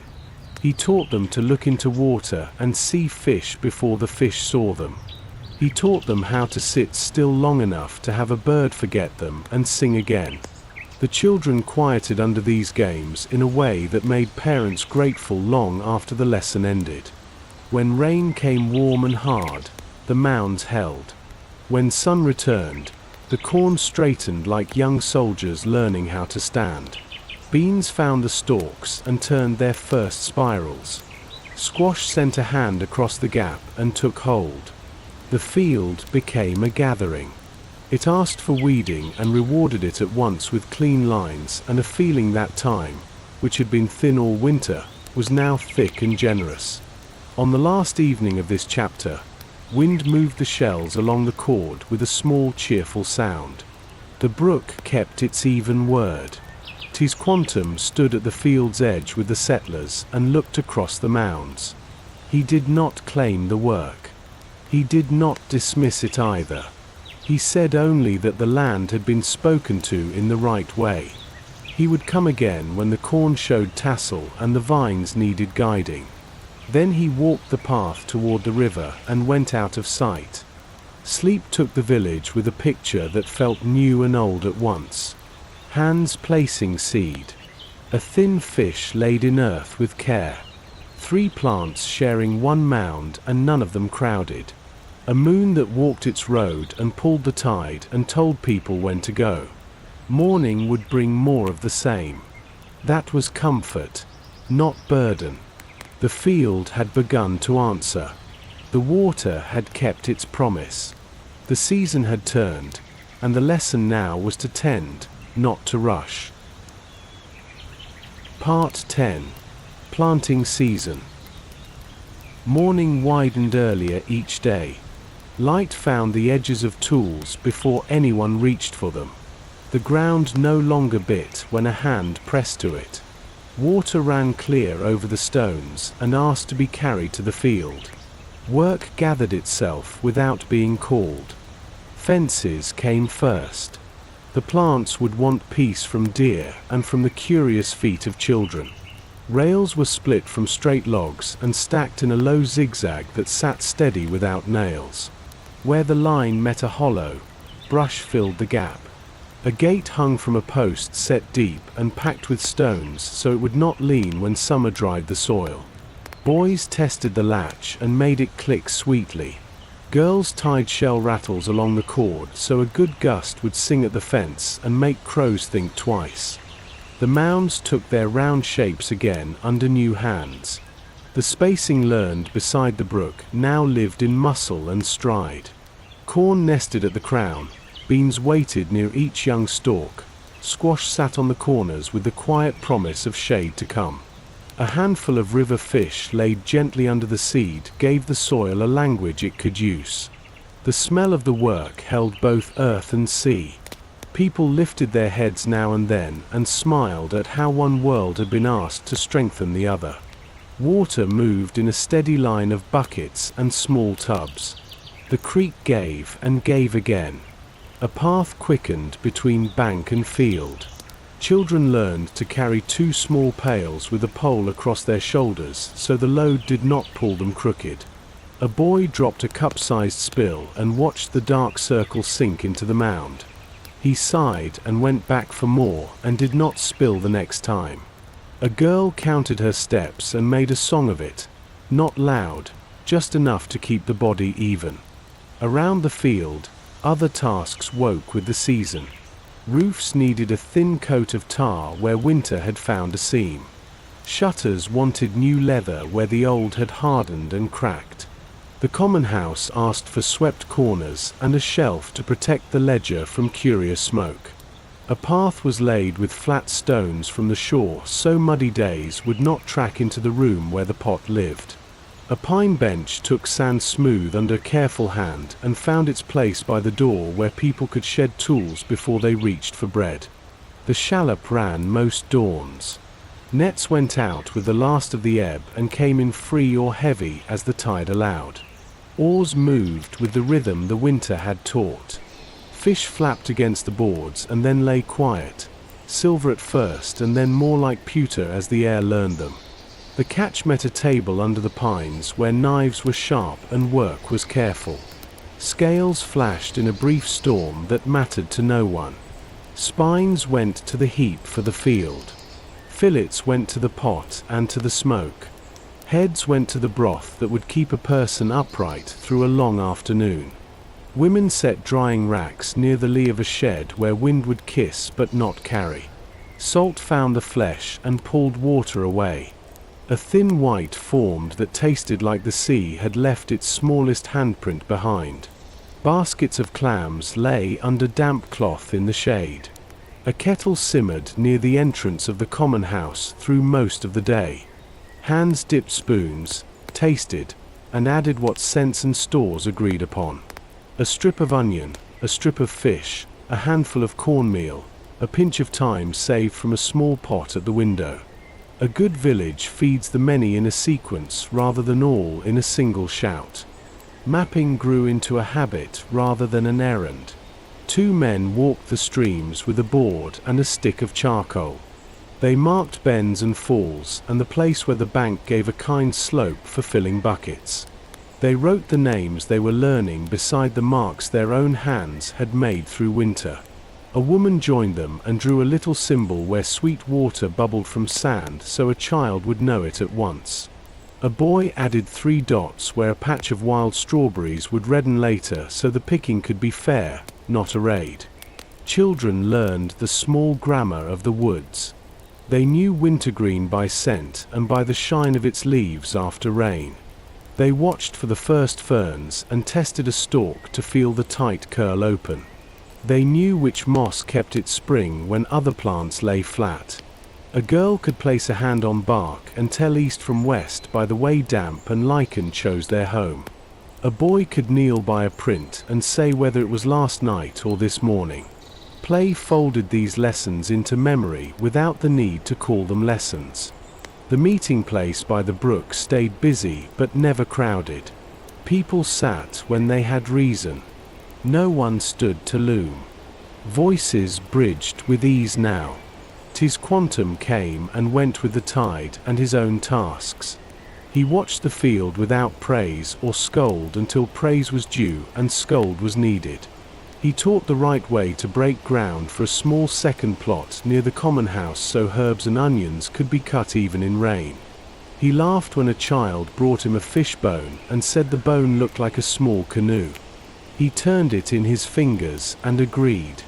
The child believed the world had been set in order by that agreement. Storms tried their hand once or twice, fast as summer can manage. One blew from the east and rattled the fence.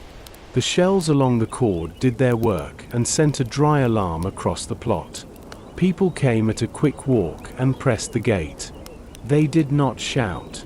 They set supports beside the taller stalks and tucked earth around roots where water had washed.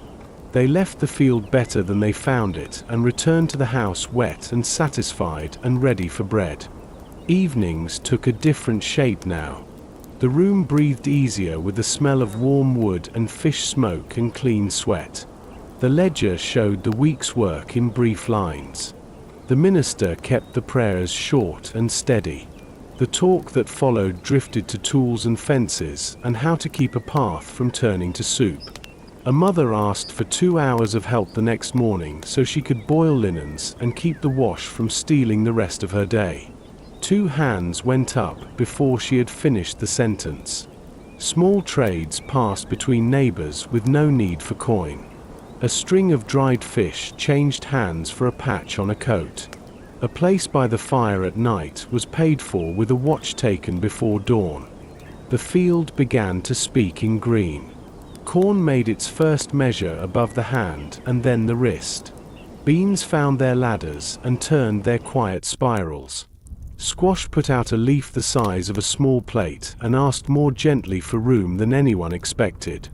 Weeds answered the invitation at once and were kept in check by steady hands and the shape of a hoe that fit palm and wrist without bruise.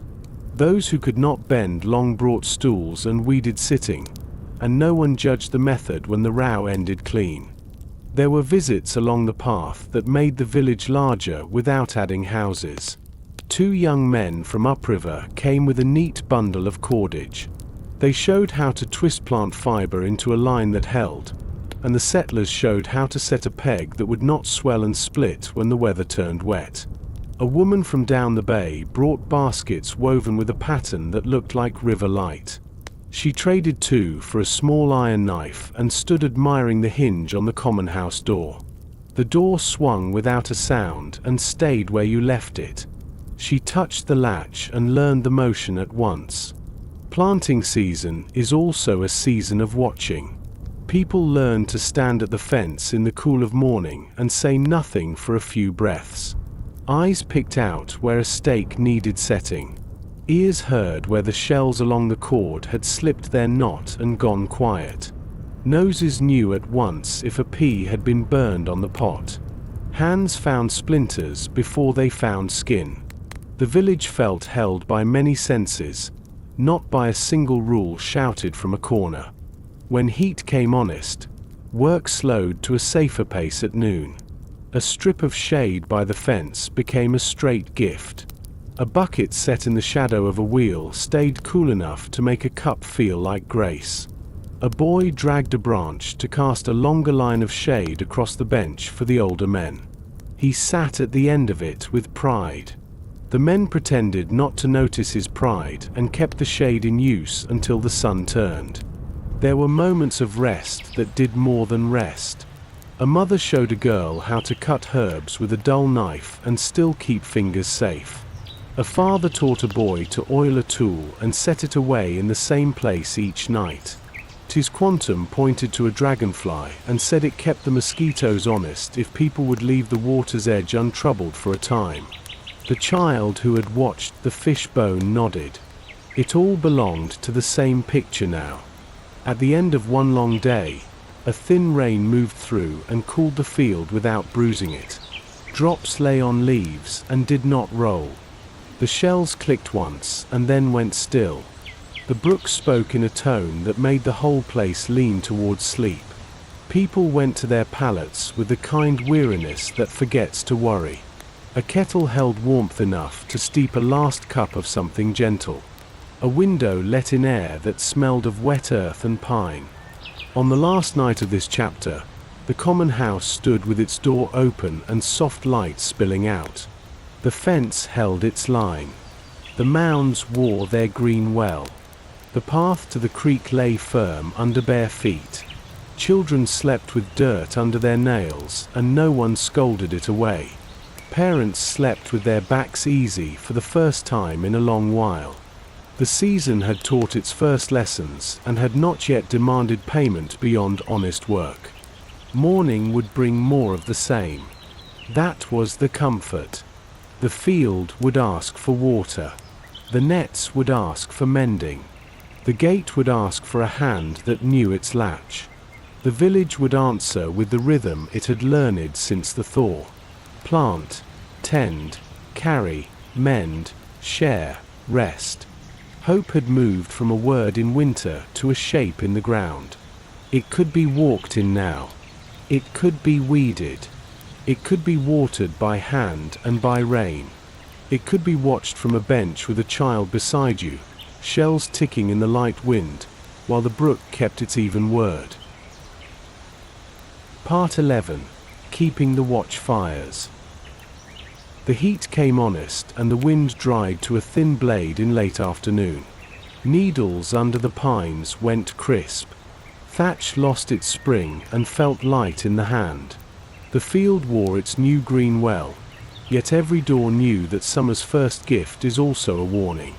Fire becomes quick in such air. The village answered with a simple plan that touched every house and path.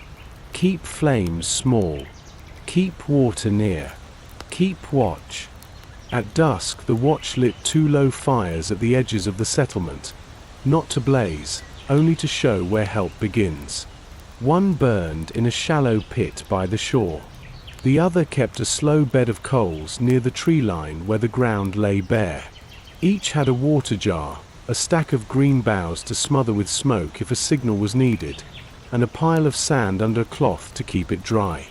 The watchman set a hook for pulling down burning thatch, a long pole with an iron tooth forged on a winter day when there had been time to imagine summer's troubles.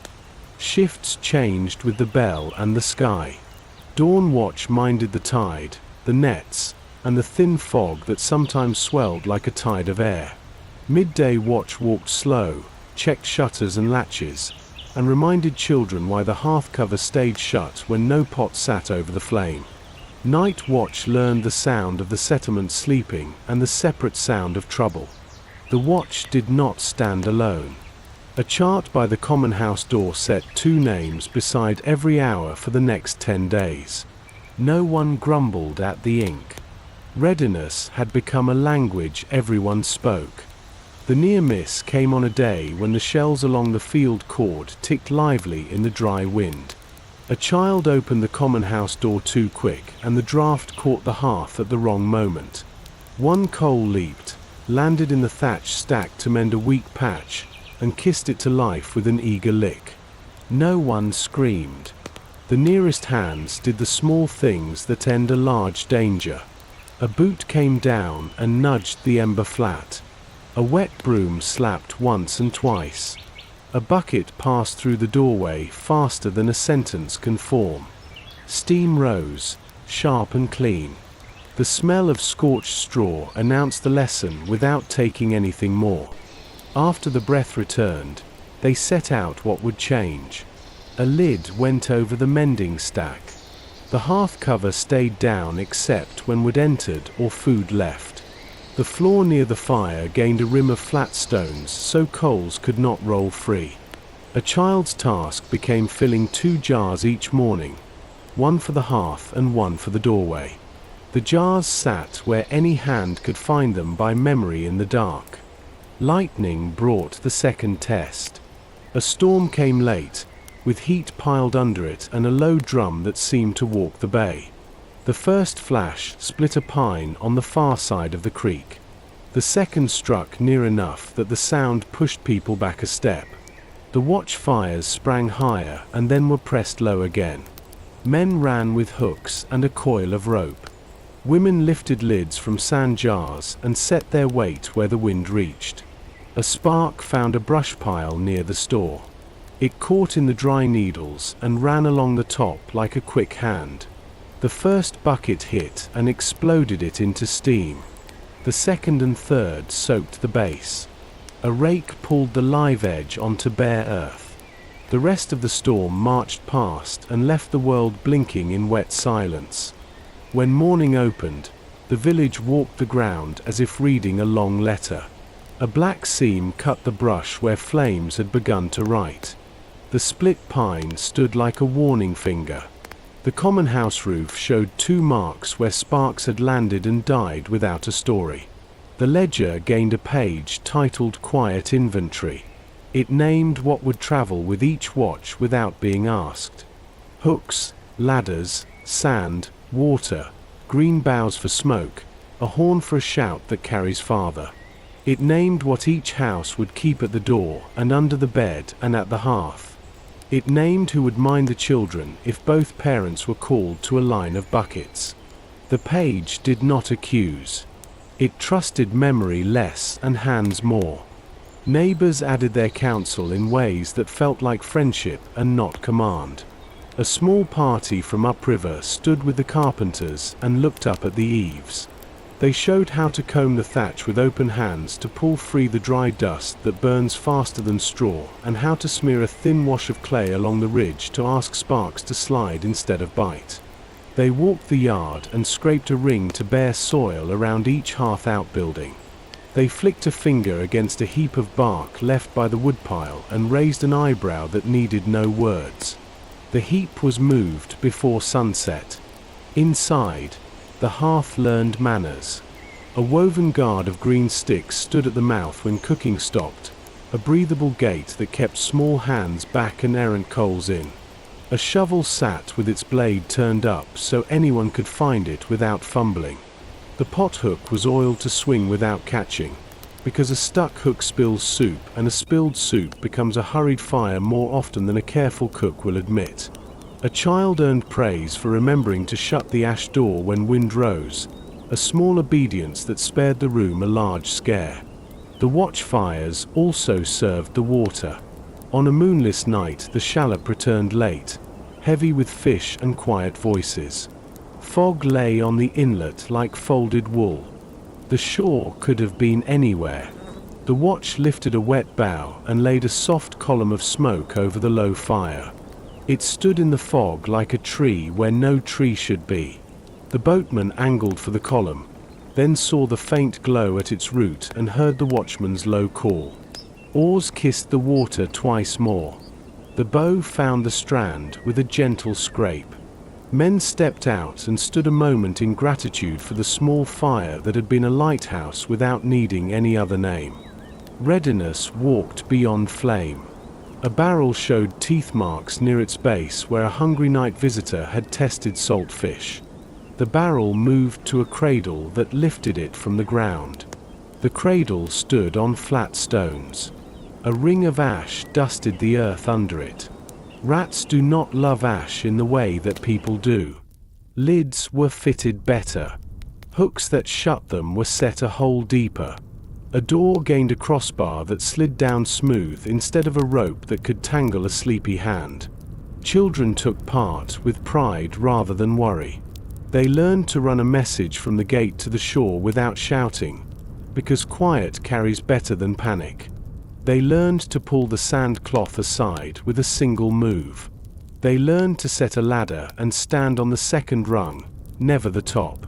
They learned to count to 20 while facing a door before opening it when smoke lay in the room, not because someone liked counting, but because 20 slow numbers give wanton air time to move. Practice drills happened without fanfare.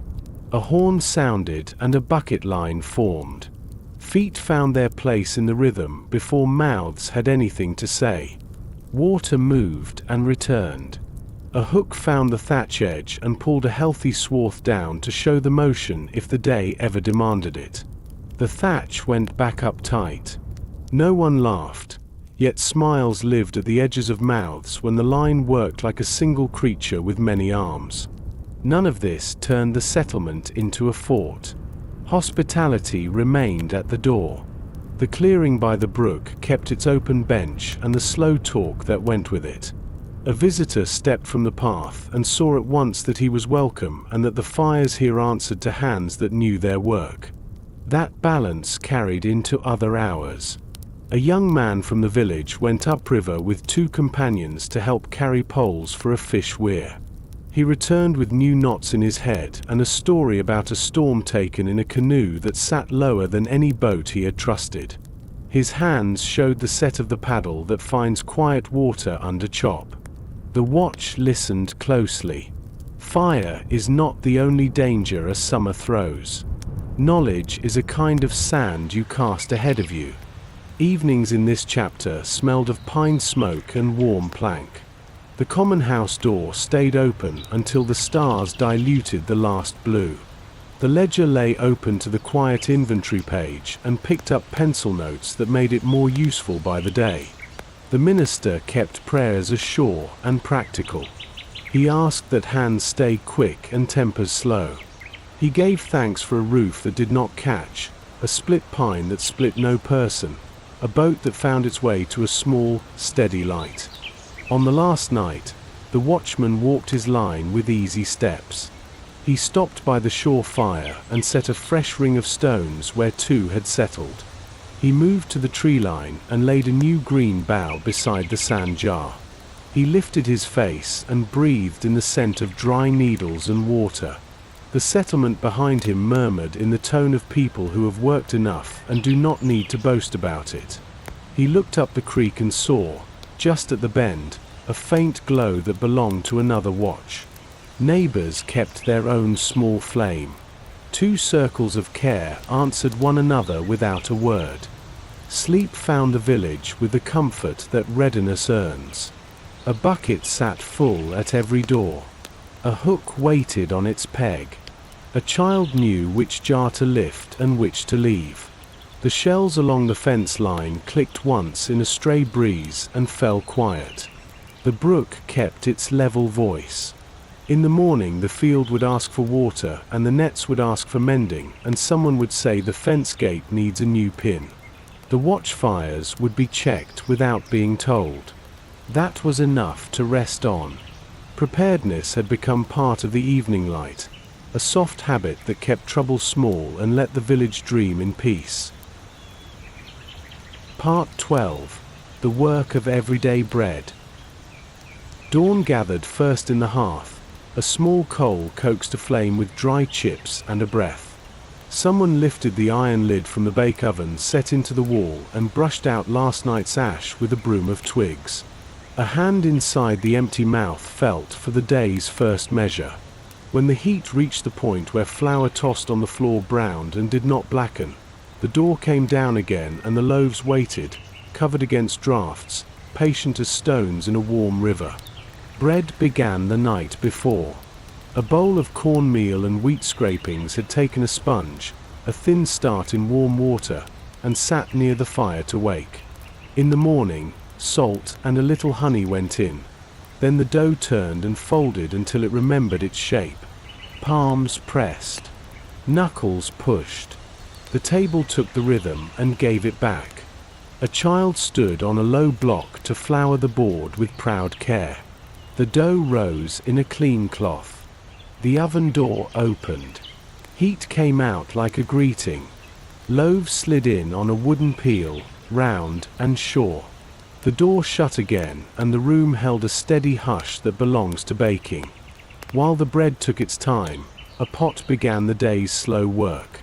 Pottage welcomed what the week allowed. Corn and beans were a base that never argued. Dried fish in small strips. Onion when the back garden offered it. A turnip from the crate. A bit of thyme rubbed between fingers to wake its scent. If milk could be had from a neighbor with kindness to spare, it thickened the broth and made faces soften. The pot asked little and fed many, and a ladle stood ready for anyone who came through the door with wet sleeves and honest hunger.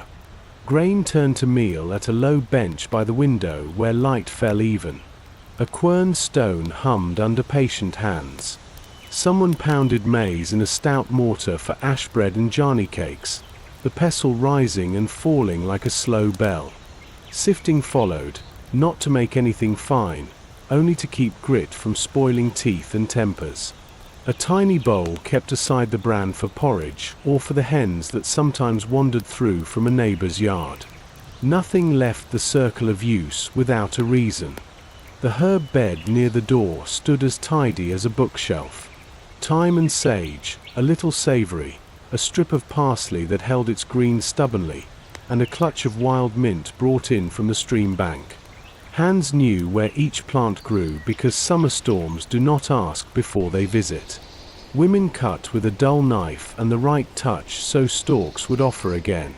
Leaves dried on lines that caught afternoon light and made the room smell like the clean heart of the field.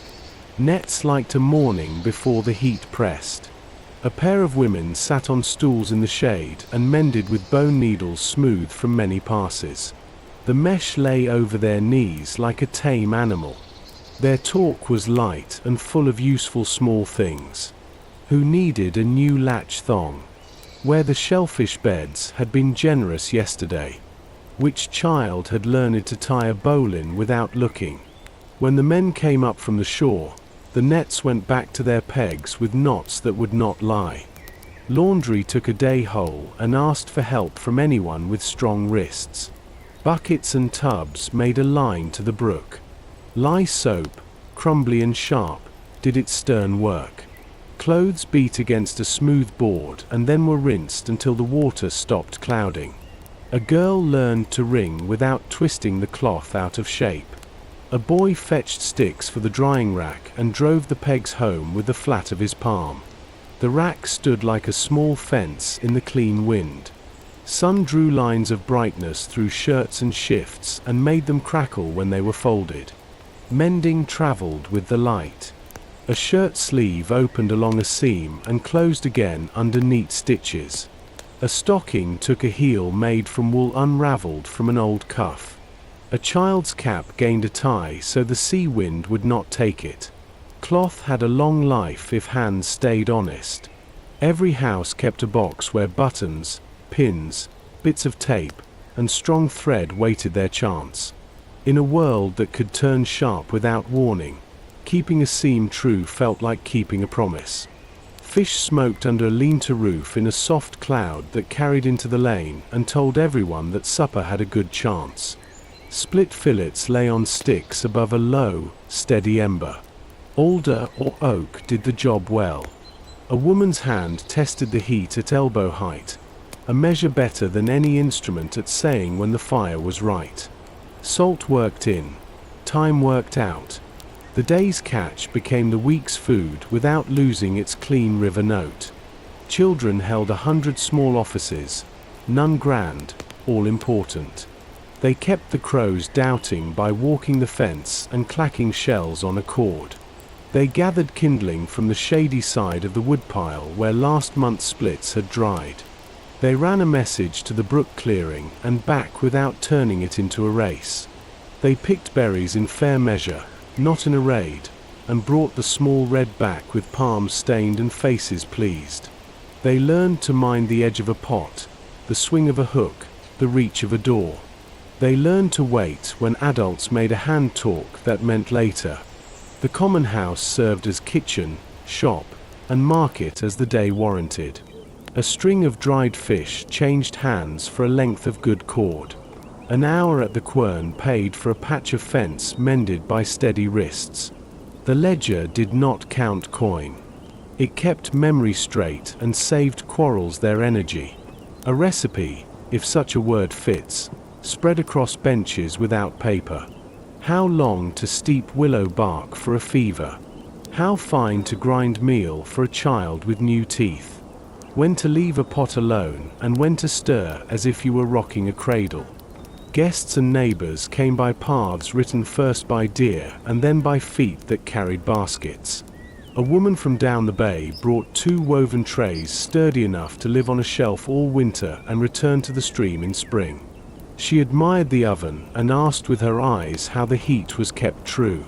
The baker asked with her hands how the tray took weight. Each learned a little and left with something made better by the exchange. Courtesy sat in the doorway like a cat and cleaned its paws. In the garden behind the house, onions put up green that could be snipped without hurting the bulb. A small patch of peas climbed a net with patient hands. Squash pushed its broad leaves out and asked for room, and people gave it. Strawberries reddened where a child had guessed they would. A sprig of tansy by the door kept flies less bold. Nothing here stood in straight military rows. The plants made sense beside one another for reasons that had more to do with shade, water, and the measure of a step than with a ruler. Afternoons wanted careful pacing. Heat lay like a hand on the shoulders. Work moved to the shady side of the wall. A rush was split and dipped and set with its brothers to dry for candle making. A man sharpened hose with a file and did not grind hard enough to burn the edge. A woman set 3 loaves on a board and thumped the bottom with a finger to hear if the sound was hollow. If it was, bread cooled on a cloth and made the whole room breathe easier. The river kept up its end of the bargain. At low tide, clams lay under their small signs in the sand and came free with a twist of a short iron. At dusk, eels worked in the dark water and found woven pots waiting. Mussels clung to rock where the children could reach without slipping if they remembered to turn sideways. Everything was taken with a rule in mind. Leave small. Take clean. Say thanks with hands that set the place right when the basket was full. Evening gathered work and laid it down. The oven's last heat baked a pan of ash cakes. A bowl of greens wilted under a splash from the pot. Butter, when luck and a neighbor's goodwill allowed, went on bread in a thin line that tasted richer than the line looked. Someone read a psalm in a voice that chose steady over strong. Someone else told a short story from home that fit inside a cup and warmed it twice. On the last night of this chapter, the common house smelled of baked crust, wood smoke, and the faint sweetness of mint drying by the window. A child slept with a wooden spoon in her hand because it was her day to stir and she had done it well. A woman set tomorrow's sponge and covered it as if it were a guest. A man leaned his sharpening file against the wall where he could find it in dim light. The ledger lay open to a page titled Bread, but what it held were names, not numbers, and a list of who would rise early to tend the oven. Sleep took them by the hand. The village settled with the quiet of a place that has worked enough and saved a little for morning. The shells along the fence clacked once when a breeze passed, then went still. The brook kept its even word. In that calm, minds held a simple picture. A hot loaf split and passed from palm to palm. A pot that never quite empties. A cord of shells that keeps mischief away from the field. Small things, repeated, gave the day its shape and the night its rest. In the morning the work would begin again, the same and not the same, and everyday bread would rise to meet it. Part 13. River Roads. The river woke before the village. Tide leaned against the marsh and slid back, leaving channels as smooth as brushed pewter. A heron stood where water had been and looked like a thought held very still. Mist rose in low ribbons and tore gently on the reeds. The shallop eased off her mooring with 2 soft pushes. Oars dipped without splash. The boat took the ebb as a traveller takes a good road. River work has its own grammar. Someone sat at the bow with a pole to sound the shoals. Someone watched the banks for the place where one current crossed another. The steersman read the leaves on the surface to see where a branch underwater leaned. A girl counted strokes to learn distance. A boy kept the ledger dry and ready, a small book that had started as a list of fish and now carried the names of bends and coves and the people met at each. At the first weir they shipped their oars and let the boat slide to rest. Stakes stood in an old pattern that the newcomers were still learning to read. The tide turned in the teeth of the gate and made a soft clatter. 2 men waited there with baskets at their feet, quiet as the reeds. The greeting was simple. Palms shone open. Eyes on faces first, not on nets. The weir was not a shop. It was a kitchen. The settlers stood a little back and waited to be invited closer. Words bridged the water the way they had learned to do in the clearing by the brook. A small exchange of food made the place kinder. Bread crossed one way, smoked fish the other. The men explained how this weir worked in this tide. They showed the slit that let the small pass and the slit that closed when the run was strong enough to feed many. A young man from the village asked how many baskets the weir would bear before a rest. The answer was not a number. It was a story about a year when people took too much and sat hungry anyway when the next moon came lean. The lesson traveled faster than numbers can. By mid-morning the river lost its mist and gained its shine. Canoes came down from upriver, slender and quick. Their paddles bit water without sound and lifted it without hurry. The boatman from the village watched with the attention carpenters give a good joint. When the canoes drew near, the people in them paused and let the shallop keep the midstream, which was a courtesy. The steersman answered by keeping his oar wide so their wake would not slap the canoe sides. Traffic has manners even when there is no road laid down. The canoes carried baskets, bowls, and mats rolled under thongs. The settlers brought iron nails, small knives, and cordage twisted well. No prices were shouted. Objects were set out on cloth or grass. Hands weighed them, eyes admired them. A bowl carved from maple turned as if it were a small world. A mat smelled of cedar and river. A knife sat honest in a palm. The exchange happened when both sides felt the trade speak true. A roll of bright thread went for a narrow basket useful for berries. A handful of hooks went for a bundle of dried ramps tied with grass. The ledger marked the day with names and goods, but did not try to add a column that would tell who had gained more. Balance lives better in memory than in ink. Etiquette walked on shore as carefully as boats moved on water. Paths along the bank belonged to long habit. Where a track split, a stick set across the lesser way meant "do not pass here today." Where a camp stood near the water, smoke told strangers that work was underway and that visitors should announce themselves by waiting within sight, not by walking into the fire's circle. The settlers learned to sit on heels with their hands quiet when they came to a place not theirs. They learned to keep their voices low until someone gestured them closer. They learned that a water jug in the open is not an invitation to drink without asking. Names multiplied like fish. A shallow cove was called for its stones. A point kept a name that meant there is always wind here, even when the marsh is still.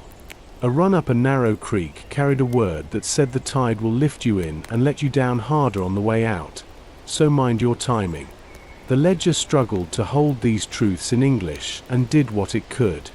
The children held them easily and spoke both sets without thinking.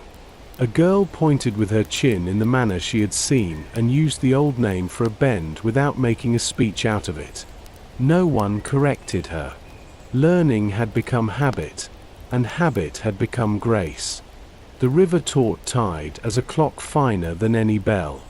Men could now look at mud rings on a piling and say how long until the shallop should turn. Women could hear the change in the reed's song and call children back from flats that would soon sleep underwater. Tisquantum showed them how to set a stick with notches where the water rose to tell a more precise story day by day. The boy with the ledger drew the stick and its marks and wrote beside it the wind, the moon's shape, and the kind of cloud that walked the sky. He did not call this science. He called it being ready. Midday, the river grew busy. Canoes met, parted, and met again without bumping. A barge from down the bay brought salt in baskets and left with timber squared by the village carpenters. A grandmother in a short canoe moved through it all with the calm of a person who has seen many summers. She wore a necklace of shells and carried a paddle polished darker than her hands. Children from the village watched her and tried to set their shoulders like hers. They failed, as children do, and the failure made everyone smile without saying why. Trading brought stories as easily as goods. A man from upriver described a night fire on a distant shore where fishermen sang to keep rhythm while they hauled a long net and talked not a word about luck. A woman from the village told how her bread rose different on a wet day and how she learned to be patient enough to let it be itself. People nodded because a net and a loaf obey similar rules.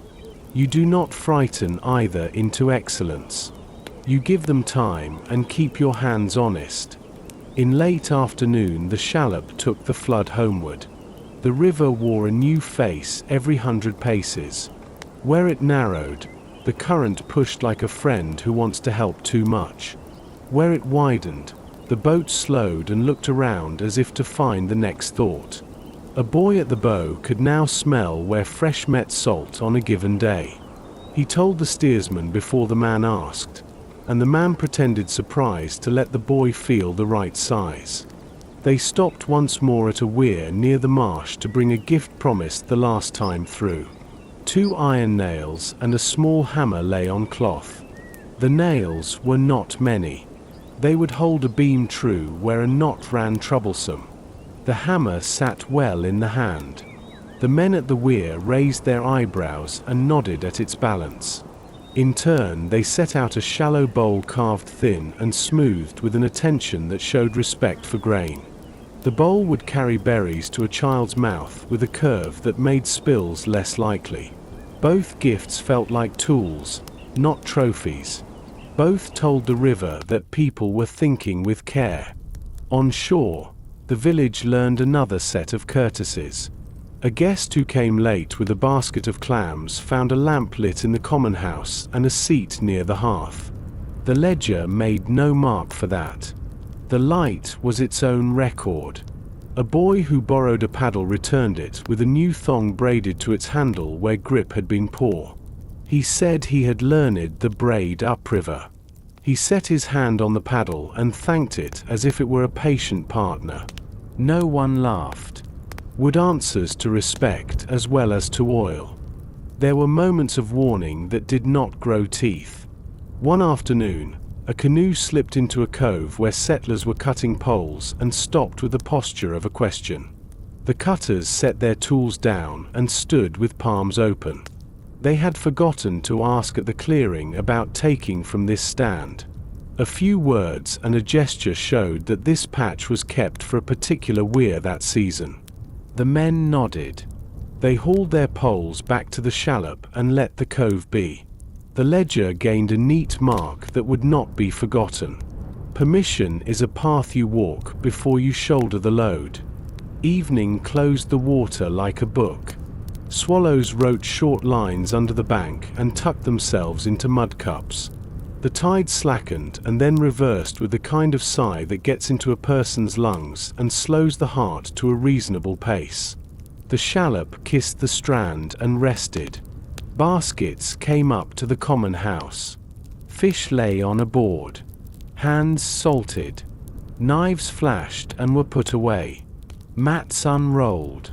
A carved bowl found a place where small fingers could find it. A coil of new cord hung where everyone would see and want to touch. On the last night of this chapter, the village lay with its back to the trees and its face to the river.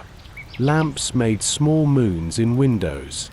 The ledger lay open to a page titled River Roads and showed more names than goods, more places than sums.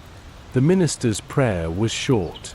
He thanked the water for being a road and a neighbor, for carrying voices and not just boats, for teaching the measure of enough. Children slept with the rocking of the shallop still in their bones. Parents slept with the sound of water on the bank, a sound that says both here and tomorrow. In the morning, the tide would draw new lines across the mud, and the day would write over them with feet and paddles and the soft weight of baskets. The river would take what people asked in the right way and return what it could. The village would answer with work and courtesy, the two oars that keep a boat straight in any weather. Part 14. Summer Sickness and Summer Strength. Heat gathered early and did not hurry to leave. The river lost its sparkle by noon and wore a glaze that told insects where to dance. Air sat close on the skin. Sound changed shape. Axes thudded duller. Voices carried less. The field, bright and restless in morning, settled into a low hum by midday. In such weather a village moves carefully and watches its breath. Then, as summer will, a small cough followed a warm brow, and the room around it learned again the old work of care. It began in twos, a child too quiet after dinner, a man whose shoulders went heavy, a woman sitting down before the pot was finished because the pot would wait and her bones would not. Fevers rose like the tide, patient and certain.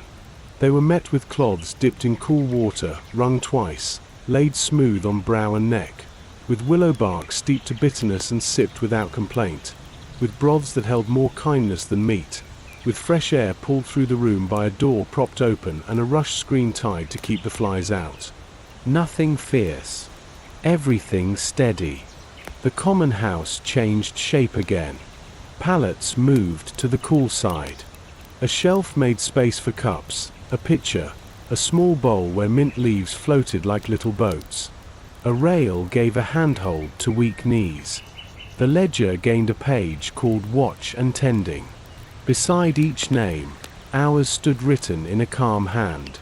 Sit with Miriam after sundown. Bathe Eli's head at second bell.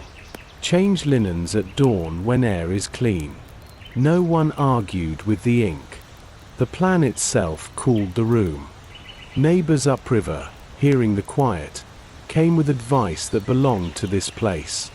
They tied a braid of sweetgrass to the beam to let its scent settle angered lungs. They smudged lightly with cedar, not to make smoke fight smoke, but to keep night insects shy and to tell the room it was attended. They showed where tansy hung by the door would turn flies from going where decency asked them not to go. They pressed no cures. They named plants and small customs, then sat a while and watched with the watchers, which was the best medicine of all.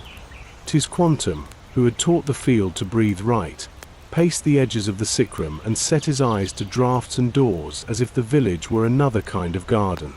He taught how to pin a rush mat at the window so air could pass but sun would not bully.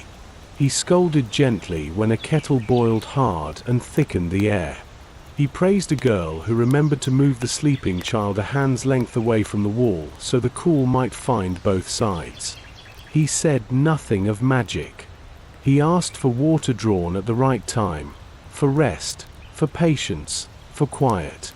Children learned a new set of offices. They carried fresh cups from the spring in both hands and did not spill. They counted slow while a cloth cooled. They held a finger under the cup's lip so it would not twitch against a fevered mouth. They ran messages along the path with feet that knew not to scuff dust in a patient's face. Their talk subdued itself without anyone making a law.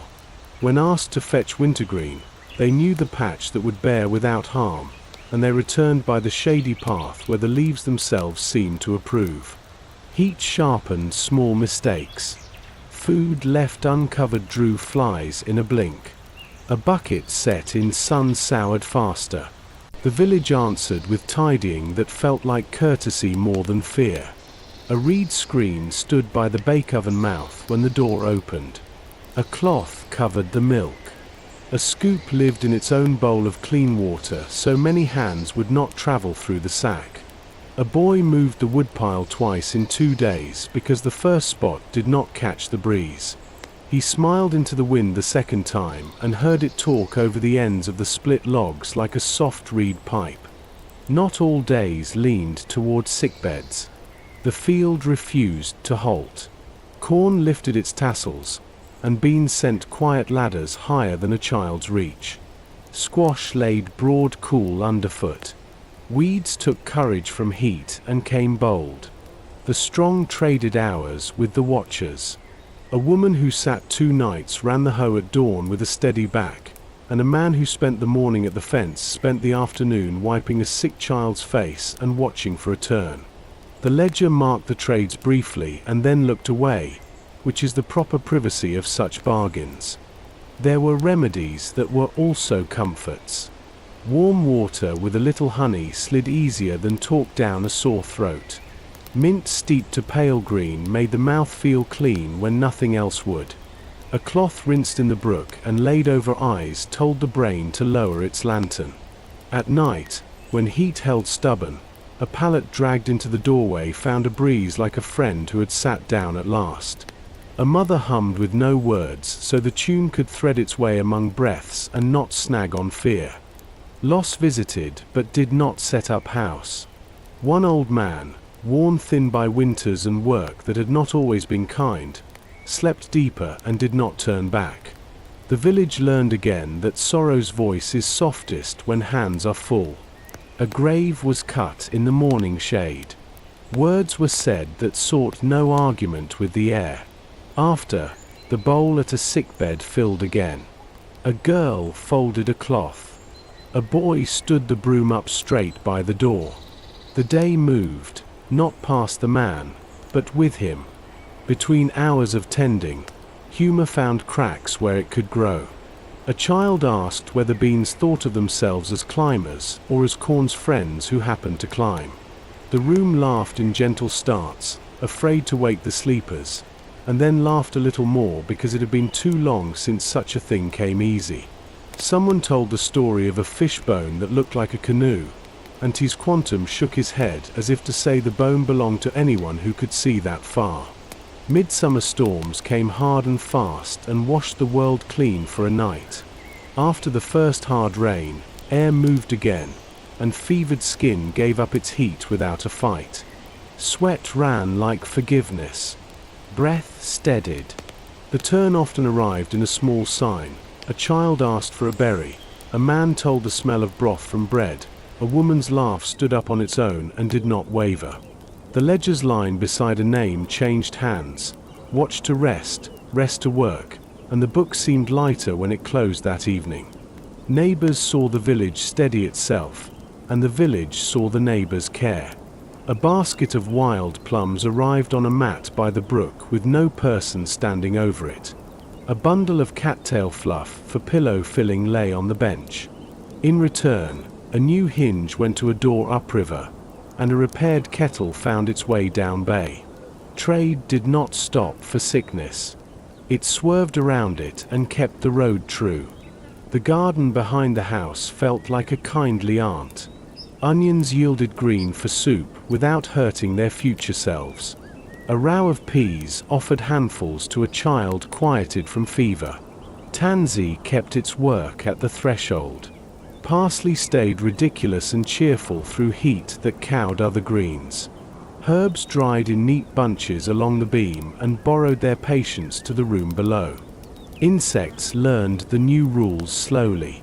Nets hung at windows, stitched from fine cord that had mended fishnets in spring. Shells on the field lines still clicked at odd hours and kept crows honest at dawn, which amused the watchers and seemed to amuse the crows in return. A thin smudge fire at the yard's edge turned mosquitoes modest for the space of a meal. Children took turns feeding the smudge with damp chips and made a game of keeping smoke at the right pale blue. Even as sickness thinned, some found their strength a shadow of what it had been. Work adjusted to hold them. A man who could not lift a ladder set pegs at the workbench and shaped them smooth. A woman who tired halfway to the spring measured seed corn by the handful and sang to keep count. The village learned to take a long breath before saying yes to a task and to break jobs into smaller things that could be finished, because finished work is a fine tonic. On the first evening when Cool walked in plain at sundown, the common house windows opened as if they had been waiting weeks just to hear crickets. The pot tasted better for the air that ran past it. Bread cooled without sweating. People sat longer without wiping their foreheads and began to tell the sort of stories that do not make a demand, just a picture. A man remembered the look of distant sails when he was a boy. A woman told about the way Leiden's canals could hold the sky. Children said nothing and listened because listening felt like a new toy. Thanksgiving, as a daily habit rather than a once-a-year feast, settled in small ways. A woman tied a blue thread to the ledger's page of watch and tending and smoothed it as if the book had earned a ribbon.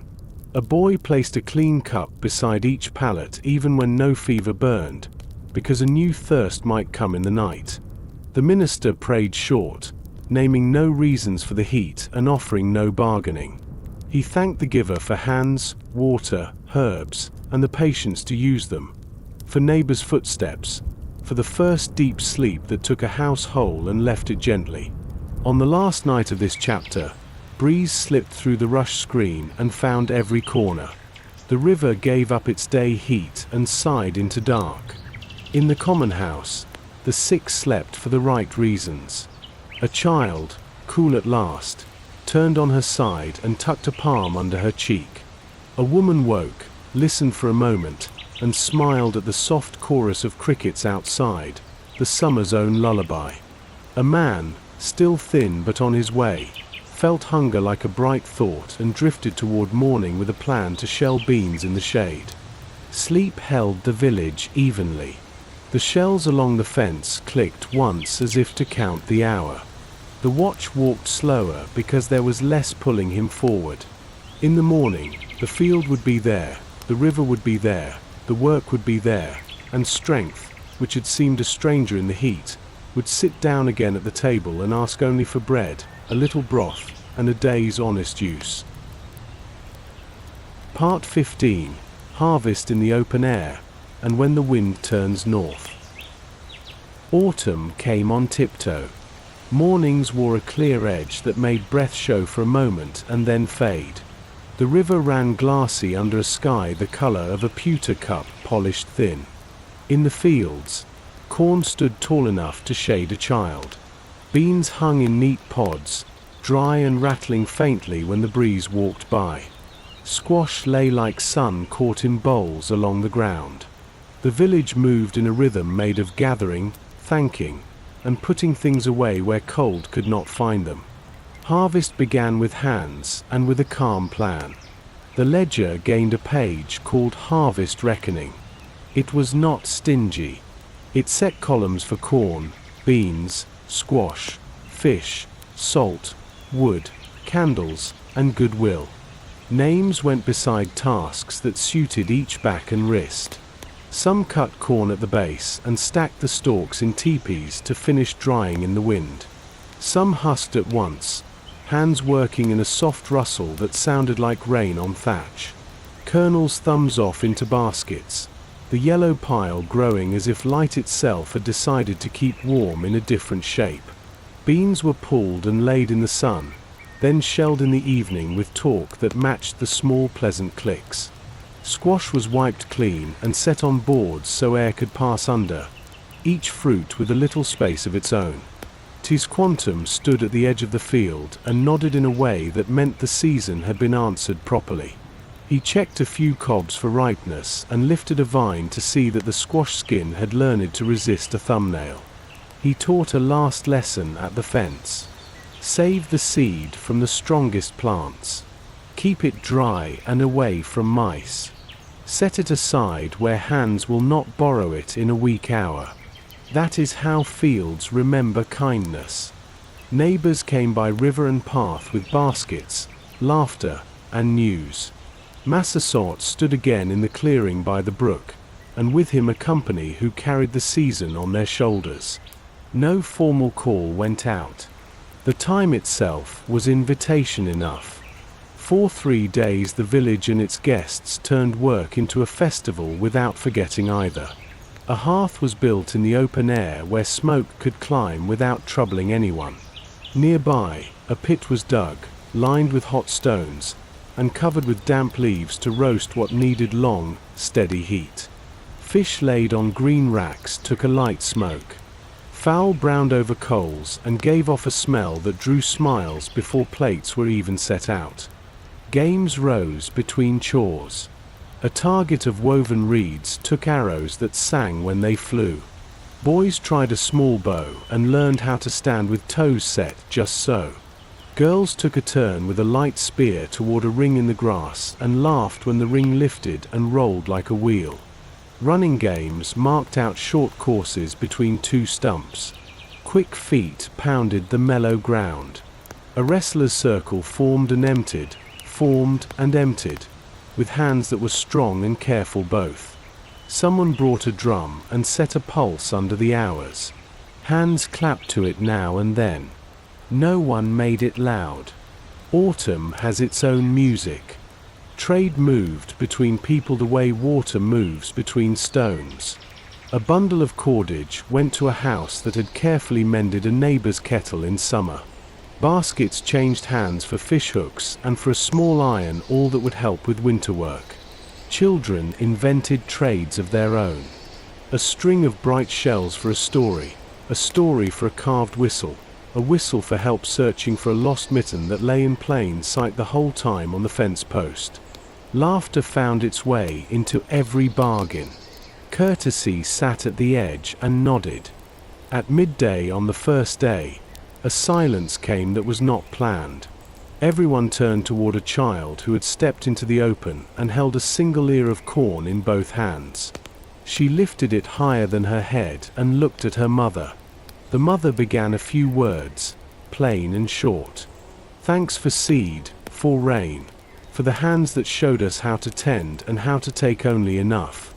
The minister added a sentence of his own and then stopped in time. A man from upriver spoke in his tongue for the span of a breath, and though not every word was understood, the tone carried. The ear passed from hand to hand. When it had touched enough palms to feel like a shared thing, it went back to the child, and she laid it on a folded cloth as carefully as one sets a sleeping bird. Work continued in that light. Ears piled high on a cloth became rows of bright yellow on a board after the sheller did its soft thunder. Beans slid into a jar with a friendly sound. Squash found shelf after shelf in the store. Fish hung in the shade to finish drying. A small mountain of wood grew to one side to pay the winter its due. Candles were dipped in pairs and hung to cool, a little parade that promised light when afternoon would seem to end at noon. Evenings of the gathering needed no speeches to hold them together. Food moved in circles that always returned full. A stew fragrant with onions and herbs accepted a ladle of roasted corn and changed name mid-bowl without complaint. Hands reached for bread, for fish, for berries, for meat. Children slept where they fell on blankets, open mouths soft with the last of a story or a bite of fruit still sweet on the tongue. The river threw back the firelight in long strokes that made the night seem nearer and kinder. The last day of the harvest days brought a gentle piece of good mischief.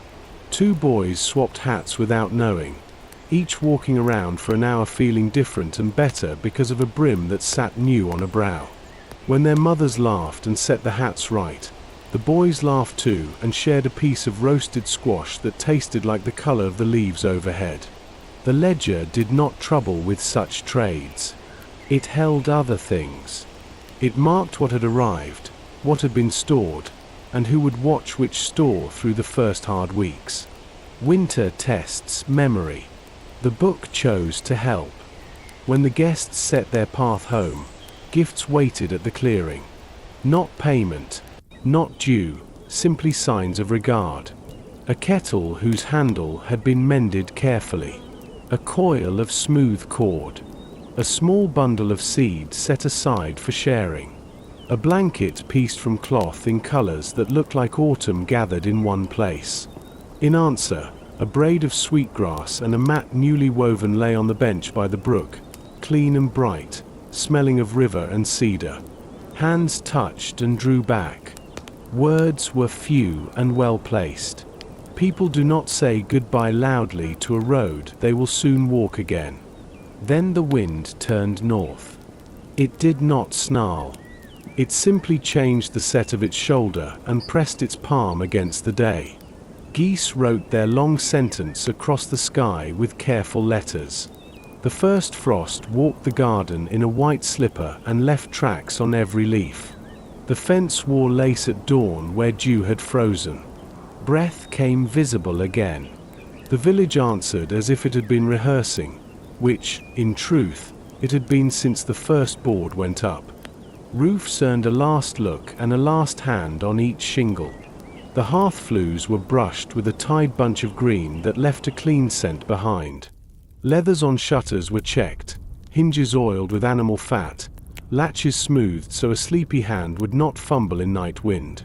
The door of the store swung on pins that had been rubbed with tallow and spoke only to those who listened close. Within, sacks sat on boards, not on earth. Barrels lifted on cradles. Grain wore a thin blanket against damp. A page on the wall named where each thing lived, so a candle could find beans without becoming a tale told ruefully later. The field let go without drama. Stalks that had not finished went to the animals and to the heap that would rest and return as kindness to the soil. A last gleaning found what the first baskets had missed and turned it into a bowl of porridge that made a small celebration of thrift. The shells on the fence line had done their summer's work. They came down and were coiled in a basket to sing again next year. The cord kept its knots.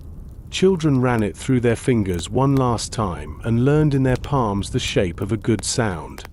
By the river, the shallop took on her winter mind. She was hauled higher than before, blocked true, covered neat. Nets dried, then were rolled and tied. Poles stood stacked and lashed. A boy oiled the oarlocks and found in the smell of tar and river a memory he meant to keep whole until spring. The water itself lowered its voice and learned a different song, the kind that a person hears even indoors when the wind has swept away leaves and insect talk. Inside the common house, light came early to the table and stayed a shorter time. Work turned inward without turning small. Shoes were mended. A sled was repaired and tested on the frost line as if it were a new idea. A woman pieced thicker cloth into a jacket for a child who had grown almost past last year's. Herbs crumbled in a mortar and moved to jars with labels that would be easy to see when a cough came at midnight. The ledger's harvest reckoning page filled its last lines and then closed, not as a door closes, but as a book closes on a chapter that was properly finished. There was time for a quiet grace. The minister spoke it with his hands open, as if to show they were empty of claims and ready for work. He thanked for seed, for teachers, for neighbors, for strength that had returned after the heat, for fire kept small and strong, for water that had been both road and drink, for the compact that had bent instead of breaking. He did not ask for a winter free of test. He asked for patience, for the habit of sharing, for the sense to listen when the house spoke or when the wind changed. On the last evening of this story, lanterns burned low along the shore, small islands of honey light. Smoke rose straight in the new cold and did not hurry to go anywhere. From the tree line, a thin column answered from a neighbor's camp. The brook kept its even word under a skin of ice that thickened by patient degrees. In the store, grain shifted softly when a mouse tested a sack and found that boards, ash, and cats had other ideas. In the field, the mounds lay quiet and promised their memory to spring. Children slept with bellies warm and dreams full of arrows thudding home and of fish flashing like coins just under river skin. Parents slept with a picture of shelves full, roofs tight, doors that swung and latched without protest. The watch stood by the shore with a cloak drawn high and eyes on the dark water. He knew the sound of trouble now and the separate sound of peace. Tonight it was peace. Morning would write winter on every surface. They were ready to read it. The compact on the table would hold, the stove would hum, the paths would lay down again between houses and store and river. Work would be shared the way bread had been shared in summer. When the wind curved back towards south, seed would find the hand that had saved it.